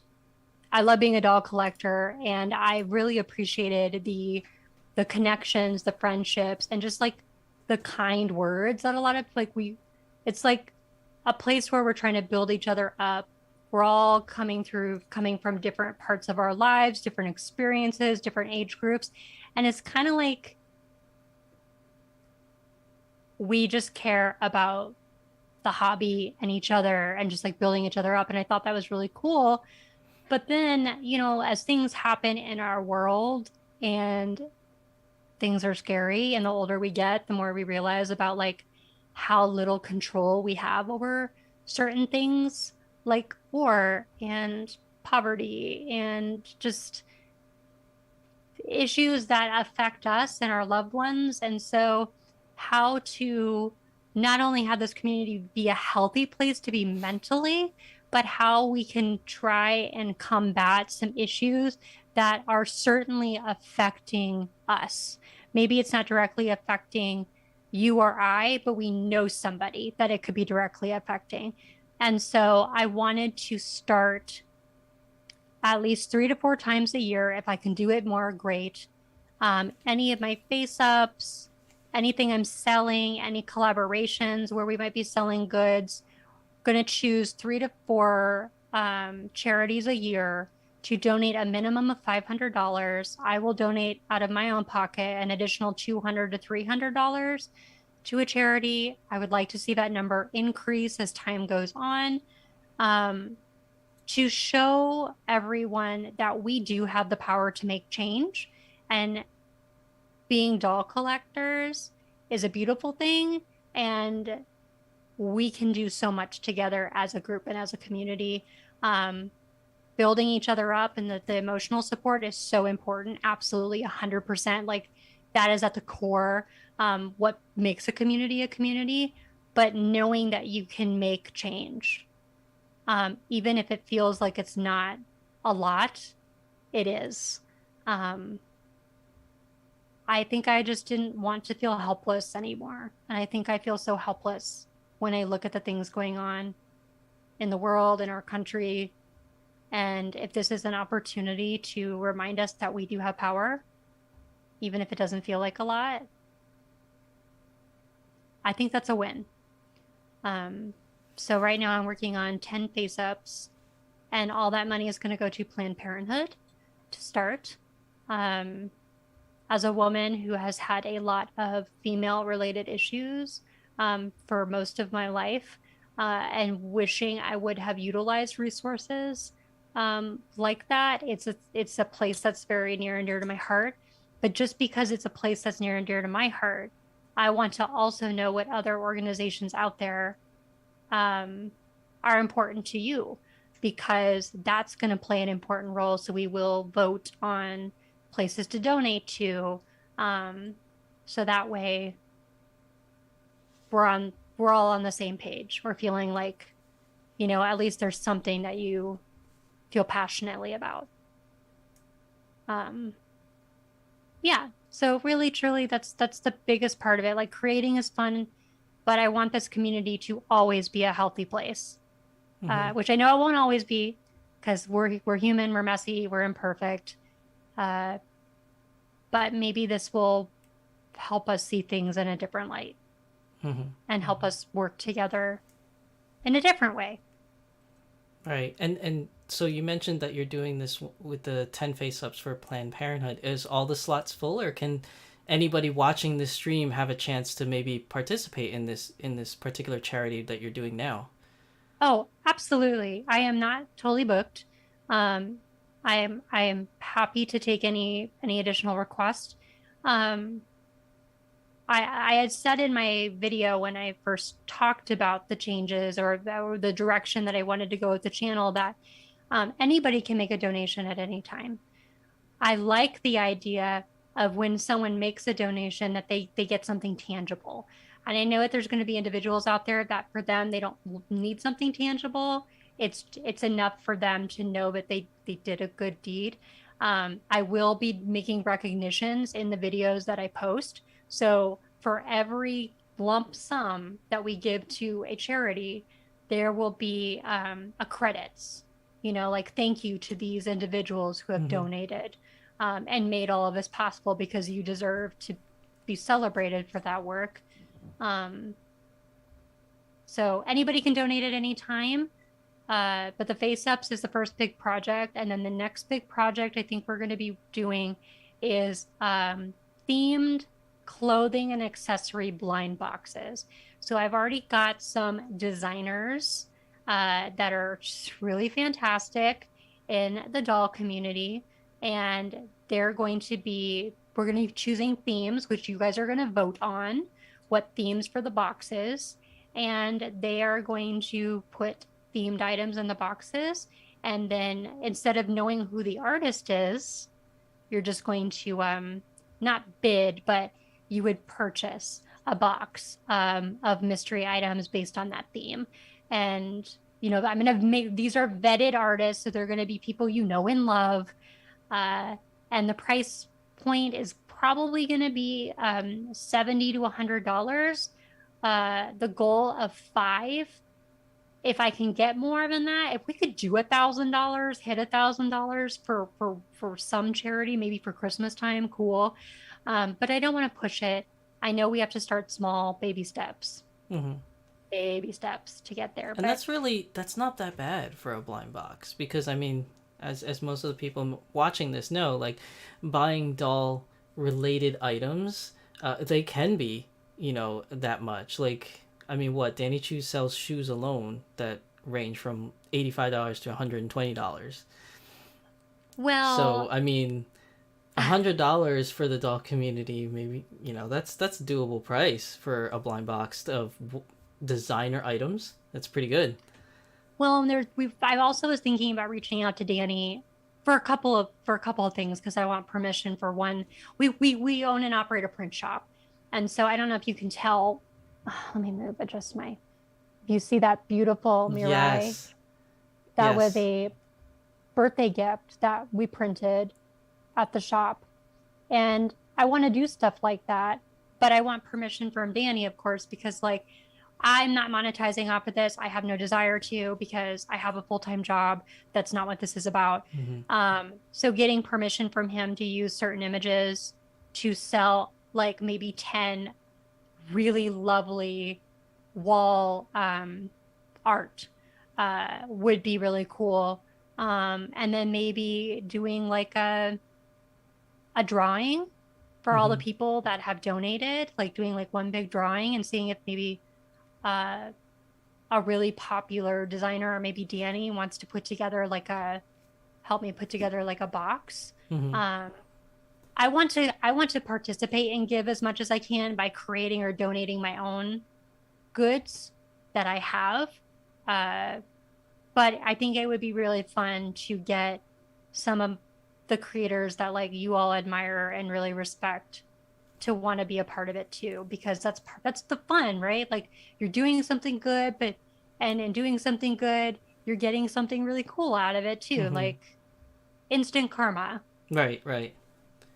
I think that's awesome. So definitely, if any of you watching the stream right now or watching this on a later date on one of the VODs, definitely check out Magical Girl Kit Kat's YouTube page or Instagram to see if you can reach out to her and be participating in whatever charities that she has going on, whether it's the one now or the blind box one later or something else that happens in the future. It's definitely something really cool. Just you get some fun out of it, you may get some cool items out of it, but it also is helping out like individuals that would really need some help, whether it's one charity or another, whichever one it may be. Me adjusting my camera because I am like so out of frame. Um, yeah, and like I don't want it to necessarily be like political necessarily. It's just I get that. Like I'm Hmm. open to feedback about what's about, organizations you're really passionate about, who do you like to see us work with in the future? And I'm really open to recommendations at this time. Oh my gosh. Sorry guys, technical difficulties. That's what I get for using a clip-on webcam. That's okay. That's the same thing I'm using. Sweet. Yeah, I it would be really great to see it come to fruition. But I think I'm most excited just to see how excited you get about it. And like, I don't want to be the only one who does it, like, because this is not my thing Hmm. by any means. So, they say kindness is contagious and good deeds are contagious. So it's like, I just kind of want to kindle a little fire and see how big we can get it community wise. That's awesome news. So definitely, like I said, if anyone's interested in participating in helping out with some charities, definitely hit Or up if you have Magical. ideas Oh yeah, that too. for things we could do for items or creative, I am so open to discussion. Like I've loved the idea. Yes, please, please, please, please. So definitely contact Magical Girl Kit Kat on her Instagram or her YouTube page if you want to participate. That leads us to our last parts of the episodes. Been going on for quite some time, but it's been I a feel lot. so bad. It's a lot of good fun. No, we took two tangents that took a long time from face ups, but they were really fun, interesting tangents. So, um, getting on to the last part, we will be talking about Shizusan's Anime Corner. So, for those who are not familiar with the show, every now and then I do a couple little things at the end just for fun. And today, our special guest, Magical Girl Kit Kat, has decided on which anime we were going to be talking about today, and that is going to be Carol and Tuesday. So, take it away. Like, explain to people why you chose Carol and Tuesday. I love Carol and Tuesday for so many reasons. Um, I'm a singer by nature, I guess. Um, I watched Carol and Tuesday when my vocal cords started to uh, break down, essentially. And so I was losing the ability to speak and sing. And we didn't know, I was going through a lot of testing at the time, trying to figure out what was going on. And it was devastating because singing has always been a core part of who I am and my identity. It's how Mm-hmm. I met and fell in love with my husband. We were both singers. And so my brother, trying to like lift my spirits, who was living with us at the time, his favorite show is Cowboy Bebop, and that's one of my favorite animes ever. And he said, "Well, this show is in the same universe, and it's all about music." He said that the theme is music, but there's so many other human lessons that come from this. Um, and I just remember from episode one, I was hooked. Like just so the music is amazing. If you're a Cowboy Bebop fan and you know, or Samurai Champloo, you know that the music is legitimate. Like if you bought that album without even knowing the show and you listen to the music, you'd be like, this is a great bop. Like all of this really good. That's how I felt about Carol and Tuesday. There are these young girls who come from completely different opposite ends of the spectrum in life. Um, Carol is she is a refugee from Earth who's come to Mars. She doesn't really know what has happened to her parents. Like she's an orphan essentially. And then Tuesday, she's from a wealthy political family, and her mom's running for president. And both of these girls, the greatest love of their life is music and singing. And this is also in a time where technology is really big, and making your own music, like with your hands, with instruments and not machinery and like computers, is unheard of. And also, you can get voice or vocal um, modification. So even if you weren't born a natural singer, you can actually like get stuff done to your like voice so that Mm-hmm. way you can sing. These are two girls with a natural talent. They are hurting, they are lost, and they find home in each other and they heal wounds. And it's just really beautiful. And the people that they meet along the way are complex, they're messy. Um, but they themselves, with their music, have the ability to heal. And so, what starts off with these girls trying to find their own way turns into them stopping a war from happening between Earth and Mars. Um, there are so many important issues that are talked about. There's a lot of representation in this too. You know, like there was a really wonderful article that came out recently that's been floating around Instagram about Black representation in anime. And there's some really strong characters in this anime that are LGBTQ, um, Black, Latino, like just the whole gambit, you name it, it's there. And yeah, it's just really beautiful. And the music is fantastic. Every time I get into my car, this is what I put on to jam and listen to. Uh, it makes my heart so happy. And I know that there are some people that are critical of it for different reasons. You know, everybody culturally, we're all on a spectrum, right? So, like, some people may feel like this is a good representation for LGBTQ, others don't think of it that way. So, like, I know that it has been kind of hit or miss in terms of like what the critics have to say, or and by the critics, what the audience has to say. I personally really enjoyed it. It is definitely a slice of life with a drama.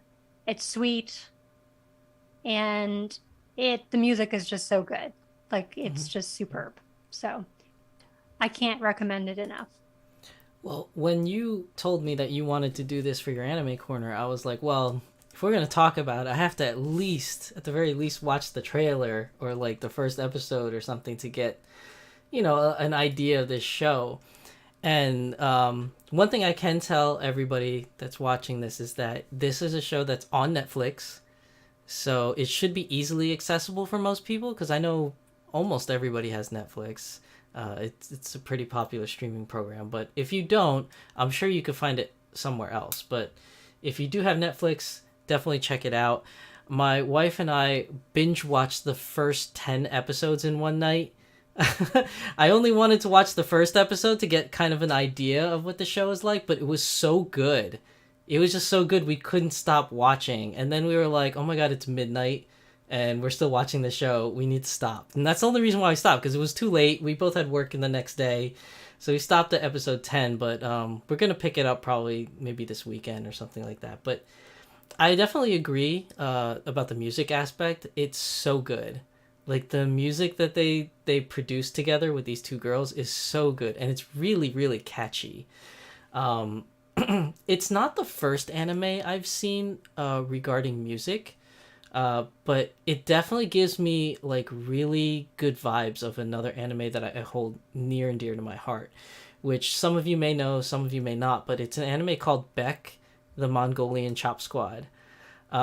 If you haven't seen it, it's a really, really good anime regarding music.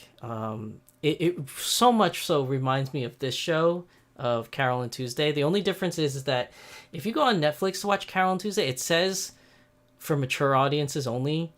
I don't know why, because I didn't see anything in it that required the mature label, at least not for the first 10 episodes. Oh, you just wait until the American Idol show. There is a song that is all swear words, and it is amazing. Okay, so that might be why. But the first 10 episodes, there was nothing mature about it. It was just some good, wholesome fun. But this other show that it reminds me of, called Beck, is a show about a young boy that just started high school, coming into his own, and he discovers music. And then in discovering music and his journey of finding out more about it and learning it, because he didn't know anything about it. He didn't know how to play any instruments whatsoever. So like he meets all these people along the way, and then somehow joins a band, and then they get to a huge stage, performs for so many people. Like so much happens to this one individual and the people that he meets along the way and the friends. And this one is definitely not for kids. There isn't anything like super violent. Like there's not like killing or anything like that. There's no like hypersexual thing like going on, but it does have a mature rating because like in every episode, almost every other word coming out of their mouth is like a swear word. So it's kind of like adultish in that aspect, but it's very real. I feel like if I was in a situation like that, like that's probably how I would talk, or friends around me would talk. It's very like real in that aspect. But it's a very, very good show. And the soundtrack to it, whether you listen to the Japanese version or the English version, is both really, really good. Now, there are people on the fence for either or. No, Japanese is better. No, English is better. But it doesn't matter what side of the fence you're on. I think both of them are great. I was exposed to it for the English version.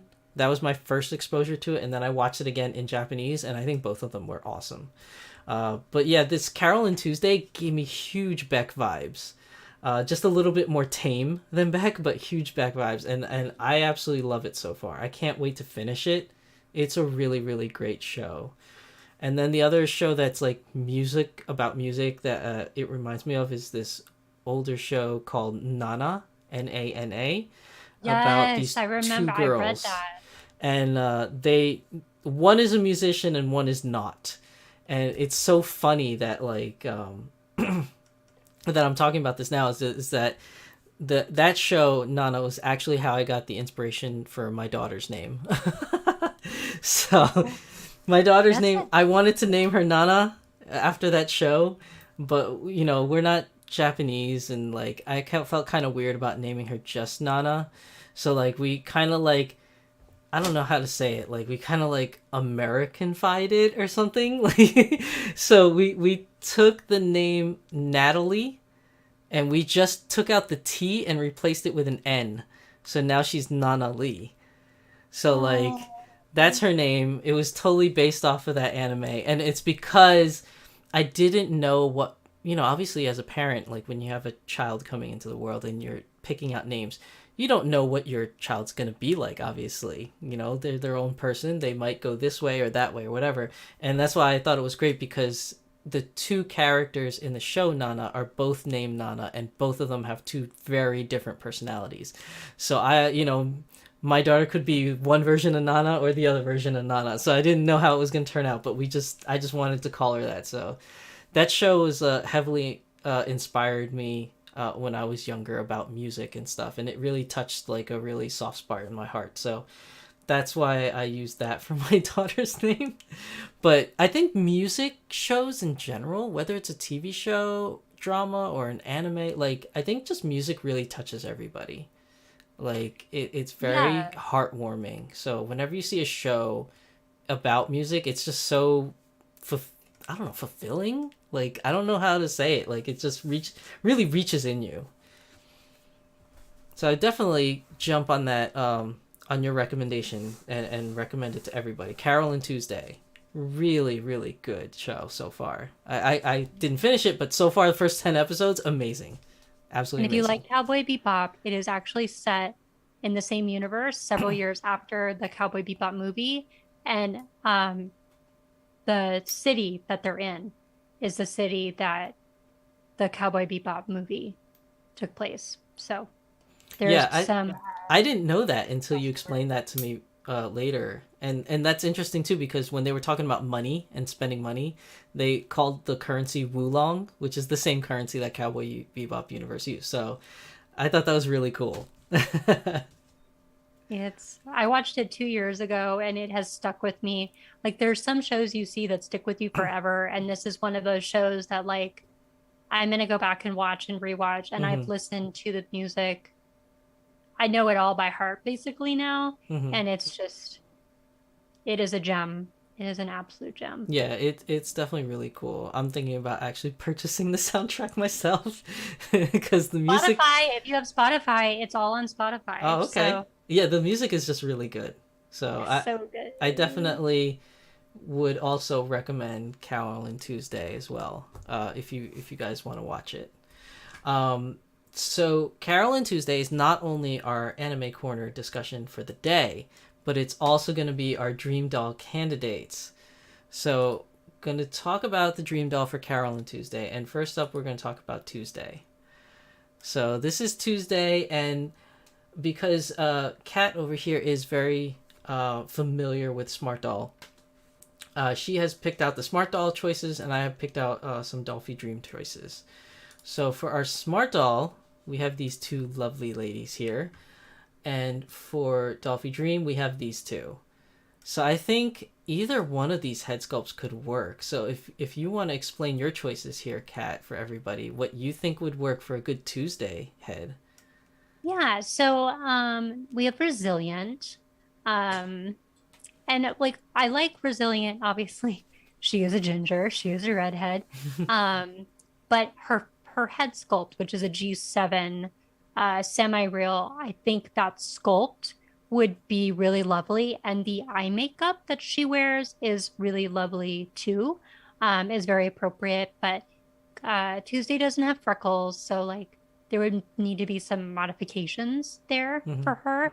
But if I could get that sculpt, I am pretty confident that I could um, do a good face up for her. And then Infinity, if we were going to go anime and not semi-real, um, could be a possibility as well too. I have gotten an Infinity blank sculpt. Actually, I have one right now in cinnamon. Hmm. Um, but I really feel like G7 is where it's at. Like that semi-real look, because it's like they're anime, but they've got that semi-real anime vibe, the girls do. Hmm. So that's my that's what I think for Miss Sweet Tuesday. And I think that these two heads would fit her as well, especially the DCH8. I think I it agree. it looks like her, especially in this photo. But Tuesday's a very very happy individual in the show. She's like super happy go lucky, and I think like this little tiny smirk of a smile on the head actually really fits her look. And like I think just the fact that like the blonde wig that the DCH is wearing here, and then the eye color and shape, it just really does give me like a Tuesday vibe. The DCH 23 I picked here, I think the facial expression also really matches Tuesday as well. Even though like obviously the example doesn't have the right hair color or eye colors, but I think the facial expression looks really much so like a Tuesday. Yeah, So. I think DCH 8 for sure. And then I would use just a little modification by Mhm. adding a few more eyelashes. Mhm. Um, but other than that, like that's pretty spot on. It's pretty close. I thought so too when I first saw it. I was like, oh wow, that kind of looks like Tuesday.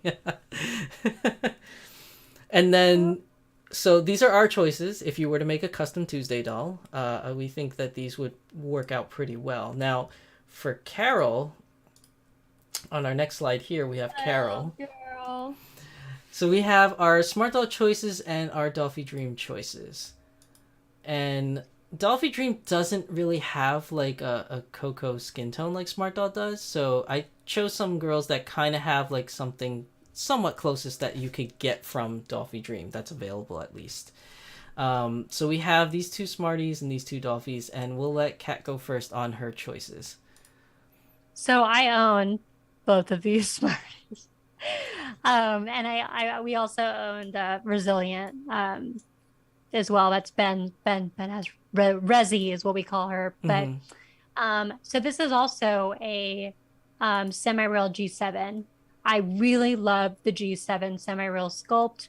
Um, there's so much flexibility. So I've got Fortitude on the top and then Independence on the bottom.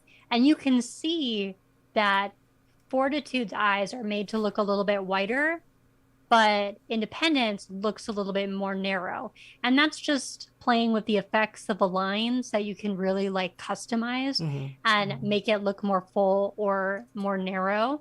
Um, so That's do what I I. think either of those girls are like perfect for her? Mm, no, but I like the sculpt. That's what I was thinking too. I was thinking because they're both G07 heads. It's really like the way that you make the eye makeup that changes like the look, even though it's still the same eye shape. I think that's really interesting.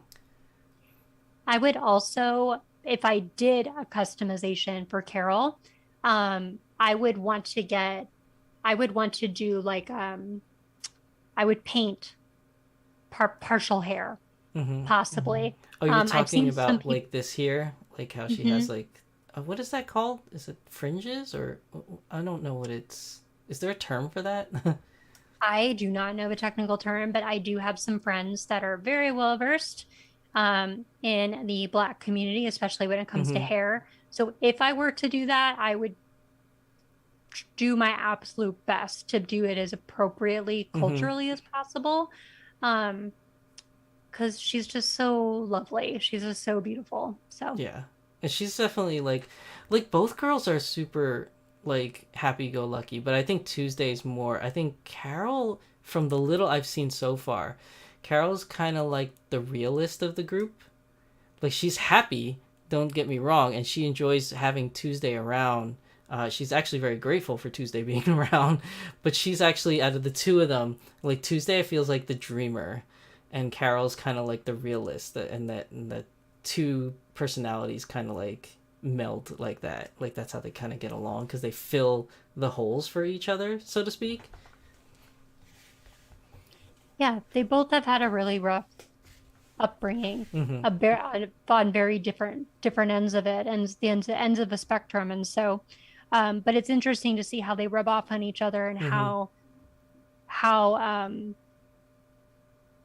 they end up becoming each other's strengths, Right. and like they just become just really amazing young women at the end of it all. So Right. And these are the faces that I chose, or the heads that I chose for Carol. Now again, the skin tone is more of a tan kind of look. It's not as darker complexion as the Smart Dolls, but I thought that these two lovely ladies probably would be the best choices if you were to go the Dolphy Dream route. So the DDH7 looks really close to Carol, just as is right here. I'm sure there's a couple things that you need to change, obviously the hair, but I think the eye shape and even this eye color kind of matches hers Yeah, it's pretty really, well. really good. And even the mouth shape is kind of like similar. So it was really uncanny when I saw the picture. I was like, that kind of looks like Carol if you just change certain little things. And Anthe over here, which is a limited collaboration doll, actually I think would also be a good candidate, because if you could see, like, they're both tan, but Anthe kind of has a little bit more darker complexion, which I feel would work really well matching at least skin tones for Carol. But you could also do with the eyes, like it's still a good eye shape that I think would fit Carol really well. So, I mean, you would only need to change the eye color and the wig, and then just whatever little face-up details that you need to do. But I think that this could be a really good candidate as well for a Carol custom. Yeah, you did great picking them out. I like I said, I'm not as familiar with Dolphy, but I do Mhm. hope to own one at some point someday. So maybe I'll be customizing my own. Who knows? Maybe. So that's everything for the Dream Doll section. Hopefully you guys enjoyed our little like theory crafting on dolls. But it was a lot of fun for us to do this little segment at the end. So that really wraps up everything, at least for today's episode of Beyond the Doll. Let me change here. So thank you, Kat, for participating in today's episode. I think this is now the longest episode that we have. Not that it's a competition, but I think today's episode is the longest episode we've had so far out of the 8. And I think Danny Chu dropping breaking news in the middle of it kind of helped divert our attention to other things, and our little tangent on waifus and husbandos. So I think we're definitely going to have another episode in the future on Beyond the Doll for waifu and husbandos. Hopefully we can have you back for that particular episode. And I'm gonna have signs made. Tell me who they are, and I'll make them. and we'll see if we can get other people to participate in that episode as well. I think that could be a very fun episode. Not 100% doll related, but we could probably like talk about maybe our waifus and husbandos, maybe some dolls that we can make custom dolls for. So that might be a good segue into that. But you guys have voted. We're definitely going to do that episode in the future, so keep an eye out for that. And before we go, let me just check chat for the last time, answer some questions, see what people said. Let's see. DH says, my Cinnamon Serenity was bought from Danny right at Anime NYC. Oh, okay, cool. So were you on the first, second, or third year that he was there?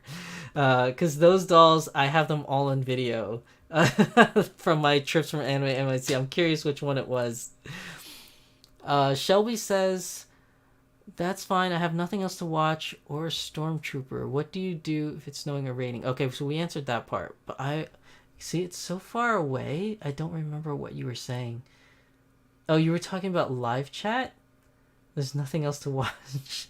So you want to have like the three of us on live chat, basically. Okay. Oh my gosh. That may work, maybe. It would be like we'd have to start so early. We'd go until like we 4 probably would have to, because we'd talk forever. I'm pretty sure. I talked forever on the phone with John and Sandy Dingo like today, and it was like an hour and a half conversation, and I was like, why does this always happen? Shelby says, what about an end of the year you can do a doll raffle? That's possible. Yeah. I wouldn't say it's totally out of left field. Maybe we could do something like that. I would love to do something like that. That makes total sense. Yeah, that's a possibility. We'll have to work something out. Maybe we could do that. Let's see. Batman says tangents are okay with us. Thank you, Batman. We had 2 long tangents today. Batman also says, Beck, you're dating yourself again. I know. It's an older anime. I want to say early 2000s. I want to say, or mid 2000s. Oh, that's not Maybe. bad. I mean, like, in anime years, I feel like that's kind of old because there's so many shows that come out each year and each season that it kind of feels far away. But yeah, I mean, it's not really that old, but I mean, I am wearing my Sailor Moon jacket, and that was 90s into early yeah, I 2000s. noticed that. It's an awesome jacket, by the way. Thank you. I would It's rock that. it's oversized too. It's like a men's jacket, but I don't even care. So But yeah, I'm kind of dating myself. It's an older anime, but definitely if you like musical anime, check out Beck. Beck is I really will. good. I'm gonna look it up. Smart Doll Sewing with Joe. Welcome to the stream. Oh, I Joe! just noticed that you like just joined us. Smart Doll Sewing with Joe says, "Oh my God, Resilient fits the character so well." Oh yeah, for Tuesday, yeah, I think looks pretty good actually. And Smart Doll Sewing Joe also says hairline, LOL. I mean, I guess that's what you call that part of her hair is the hairline. But yeah, there's resilience. She's not mine, but I stole her. You stole her from Ben. I stole her from Ben. That's Resi. This is Resi. But yeah, that seems to be everything that's in chat. So before we end today's stream, anybody have any last minute questions for either myself or for Kat? We'll keep it on there for a little bit because I know there's a little bit of a delay from when people hit the chat button or not. But yeah, if you have any questions that you want to ask before we go, if not, we're gonna call it the end of the stream. And feel free to send me a DM on my Instagram if you ever have any questions or ideas or just want to chat. I'm happy to do so.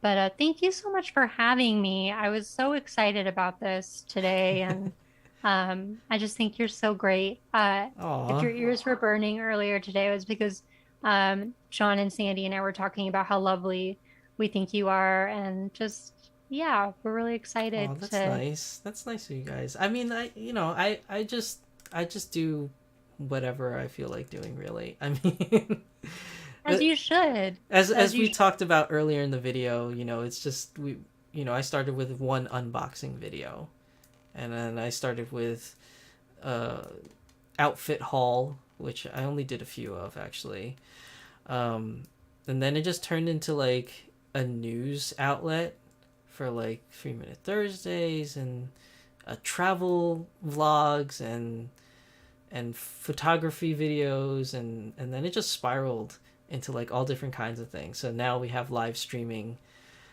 which I think is my favorite thing right now because it just gives me an opportunity to just ramble about the dolls that I love, which have been a complaint by some people in the past that like I just talk too much, get to the point, this and that. And I get it because sometimes even I myself is like that, like when I watch other YouTube videos, whether it's like about photography or video editing or whatever it may be, like I get it, sometimes you just want to get to the point. So I definitely understand that criticism, but I just can't help but ramble, and I think that live streaming is probably the best place for me to do that instead of like my shorter news videos and things like that. So this is my outlet for rambling a lot. That's great. I feel like my videos are a chance for me to ramble too, but I cut out most of it. So it's just me sitting in a room for 2 hours and I only give you 15 minutes of it. But it's also awesome too because then I have this amazing opportunity to have guests like yourself on, and then we can ramble together.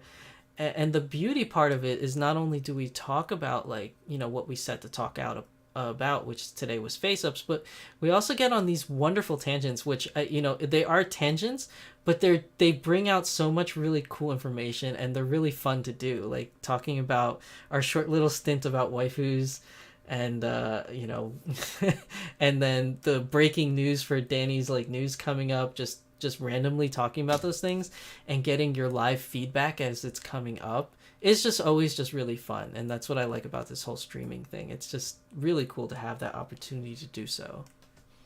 Well, I love it. I enjoy watching anytime that I can catch it live. If I don't, I always go back and rewatch, and I really do enjoy it. So, Aw, thank um, you. you keep doing you. I will. And maybe we'll get something going with My Lady Disdain. We've talked a couple times on direct message, so you guys might see Yeah. something, collaboration between myself and them. We'll see what happens. We're still going over a couple things, so All right. that might be in the cards in the future. Well, I'm always down. I'm down forever. And I know that they would really love to do something with you. So, Awesome. absolutely. Well, we're definitely gonna have you back, Kat, because I want you back for Waifus and Husbandos episode. I'm making posters. I need to know who to make posters of so I can send them to you so you can hold signs up. And then I'm going to have signs in the background. All right, I'll hit you up with a DM. We have a couple comments before we go, so it looks like some people have said some things. Smart Doll Sewing with Joe says, "Hi guys, happy face." Shelby's Castle says, "No, don't go." Unfortunately, we have to. I mean, it's been almost 4 hours, and I've taken up a lot of Kat's time already. Oh, it is all good. I'm going to be jumping on Shelby. If you're looking for something to do, if you like Sarah with Lovely Day, it's her birthday and she's doing a birthday stream right now. Um, if you go to Twitch or you download Twitch, which is free to do, it's just Lovely Day is what her channel name is. I'm going to be heading over there to wish her a happy birthday before I pass out and go to sleep. Um, and say hi to her wonderful friends. So, Yeah, yeah. so definitely check that out if you want to keep the party going tonight, Yeah, because she's Shelby. in New Zealand. So, like, she's going to be She's at gonna it be for on a for a while. while. Smart Doll Sewing with Joe says, "Yay, encore!" A little bit of an encore. Oh, Uh, Joe. Shelby says, "I loved finally joining a live chat. Who else in the hobby can we get as a guest?" I'm working on it.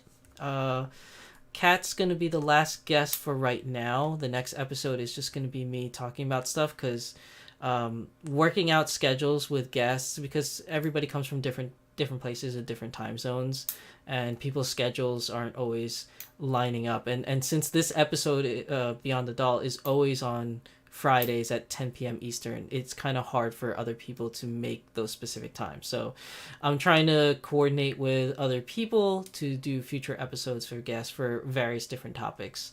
So for right now, Kat's going to be our last live guest, at least for a few episodes. And I'm trying to schedule new guests for September and into October. So you'll see new guests then. But yeah, we're going to get more from the hobby. I'm trying to reach out to a couple individuals, see if we can get something going. If I can hunt anybody down for you, I will do it.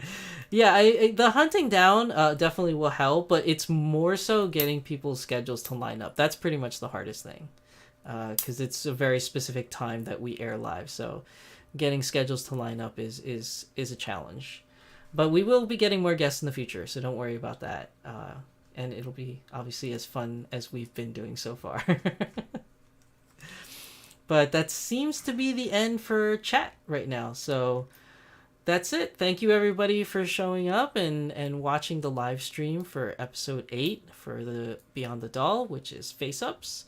And if you're watching this at a later date, thank you for watching and showing your support for the channel. And big thank you to Kat, Magical Kit Kat Girl, for participating in today's episode. I really appreciate you coming on the show and lending us your experience in the doll hobby and with face ups and just pretty much everything that we talked about today, anime related and otherwise. It was Thank you really great so having much. Thank you. you. Thank you so much, everybody. Thank you, Shizusan, for having me. I really appreciate it. Yes, and definitely, if you haven't already, check out Magical Girl Kit Kat on YouTube under Magical Girl Kit Kat and her Instagram page as well if you want to see any of her content And for sure, hit her up with DM if you have any questions regarding any kind of charities or anything like that she's doing. So thank you everybody for attending today's episode of the Doll Symposium. Not Doll Symposium, for Beyond the Doll. I want to say goodbye, and Asuna wants to say goodbye too. So can I get her facing forward? There we go. So bye everybody. It was great having you. We will see you guys in the next episode. So take care. Bye. Bye.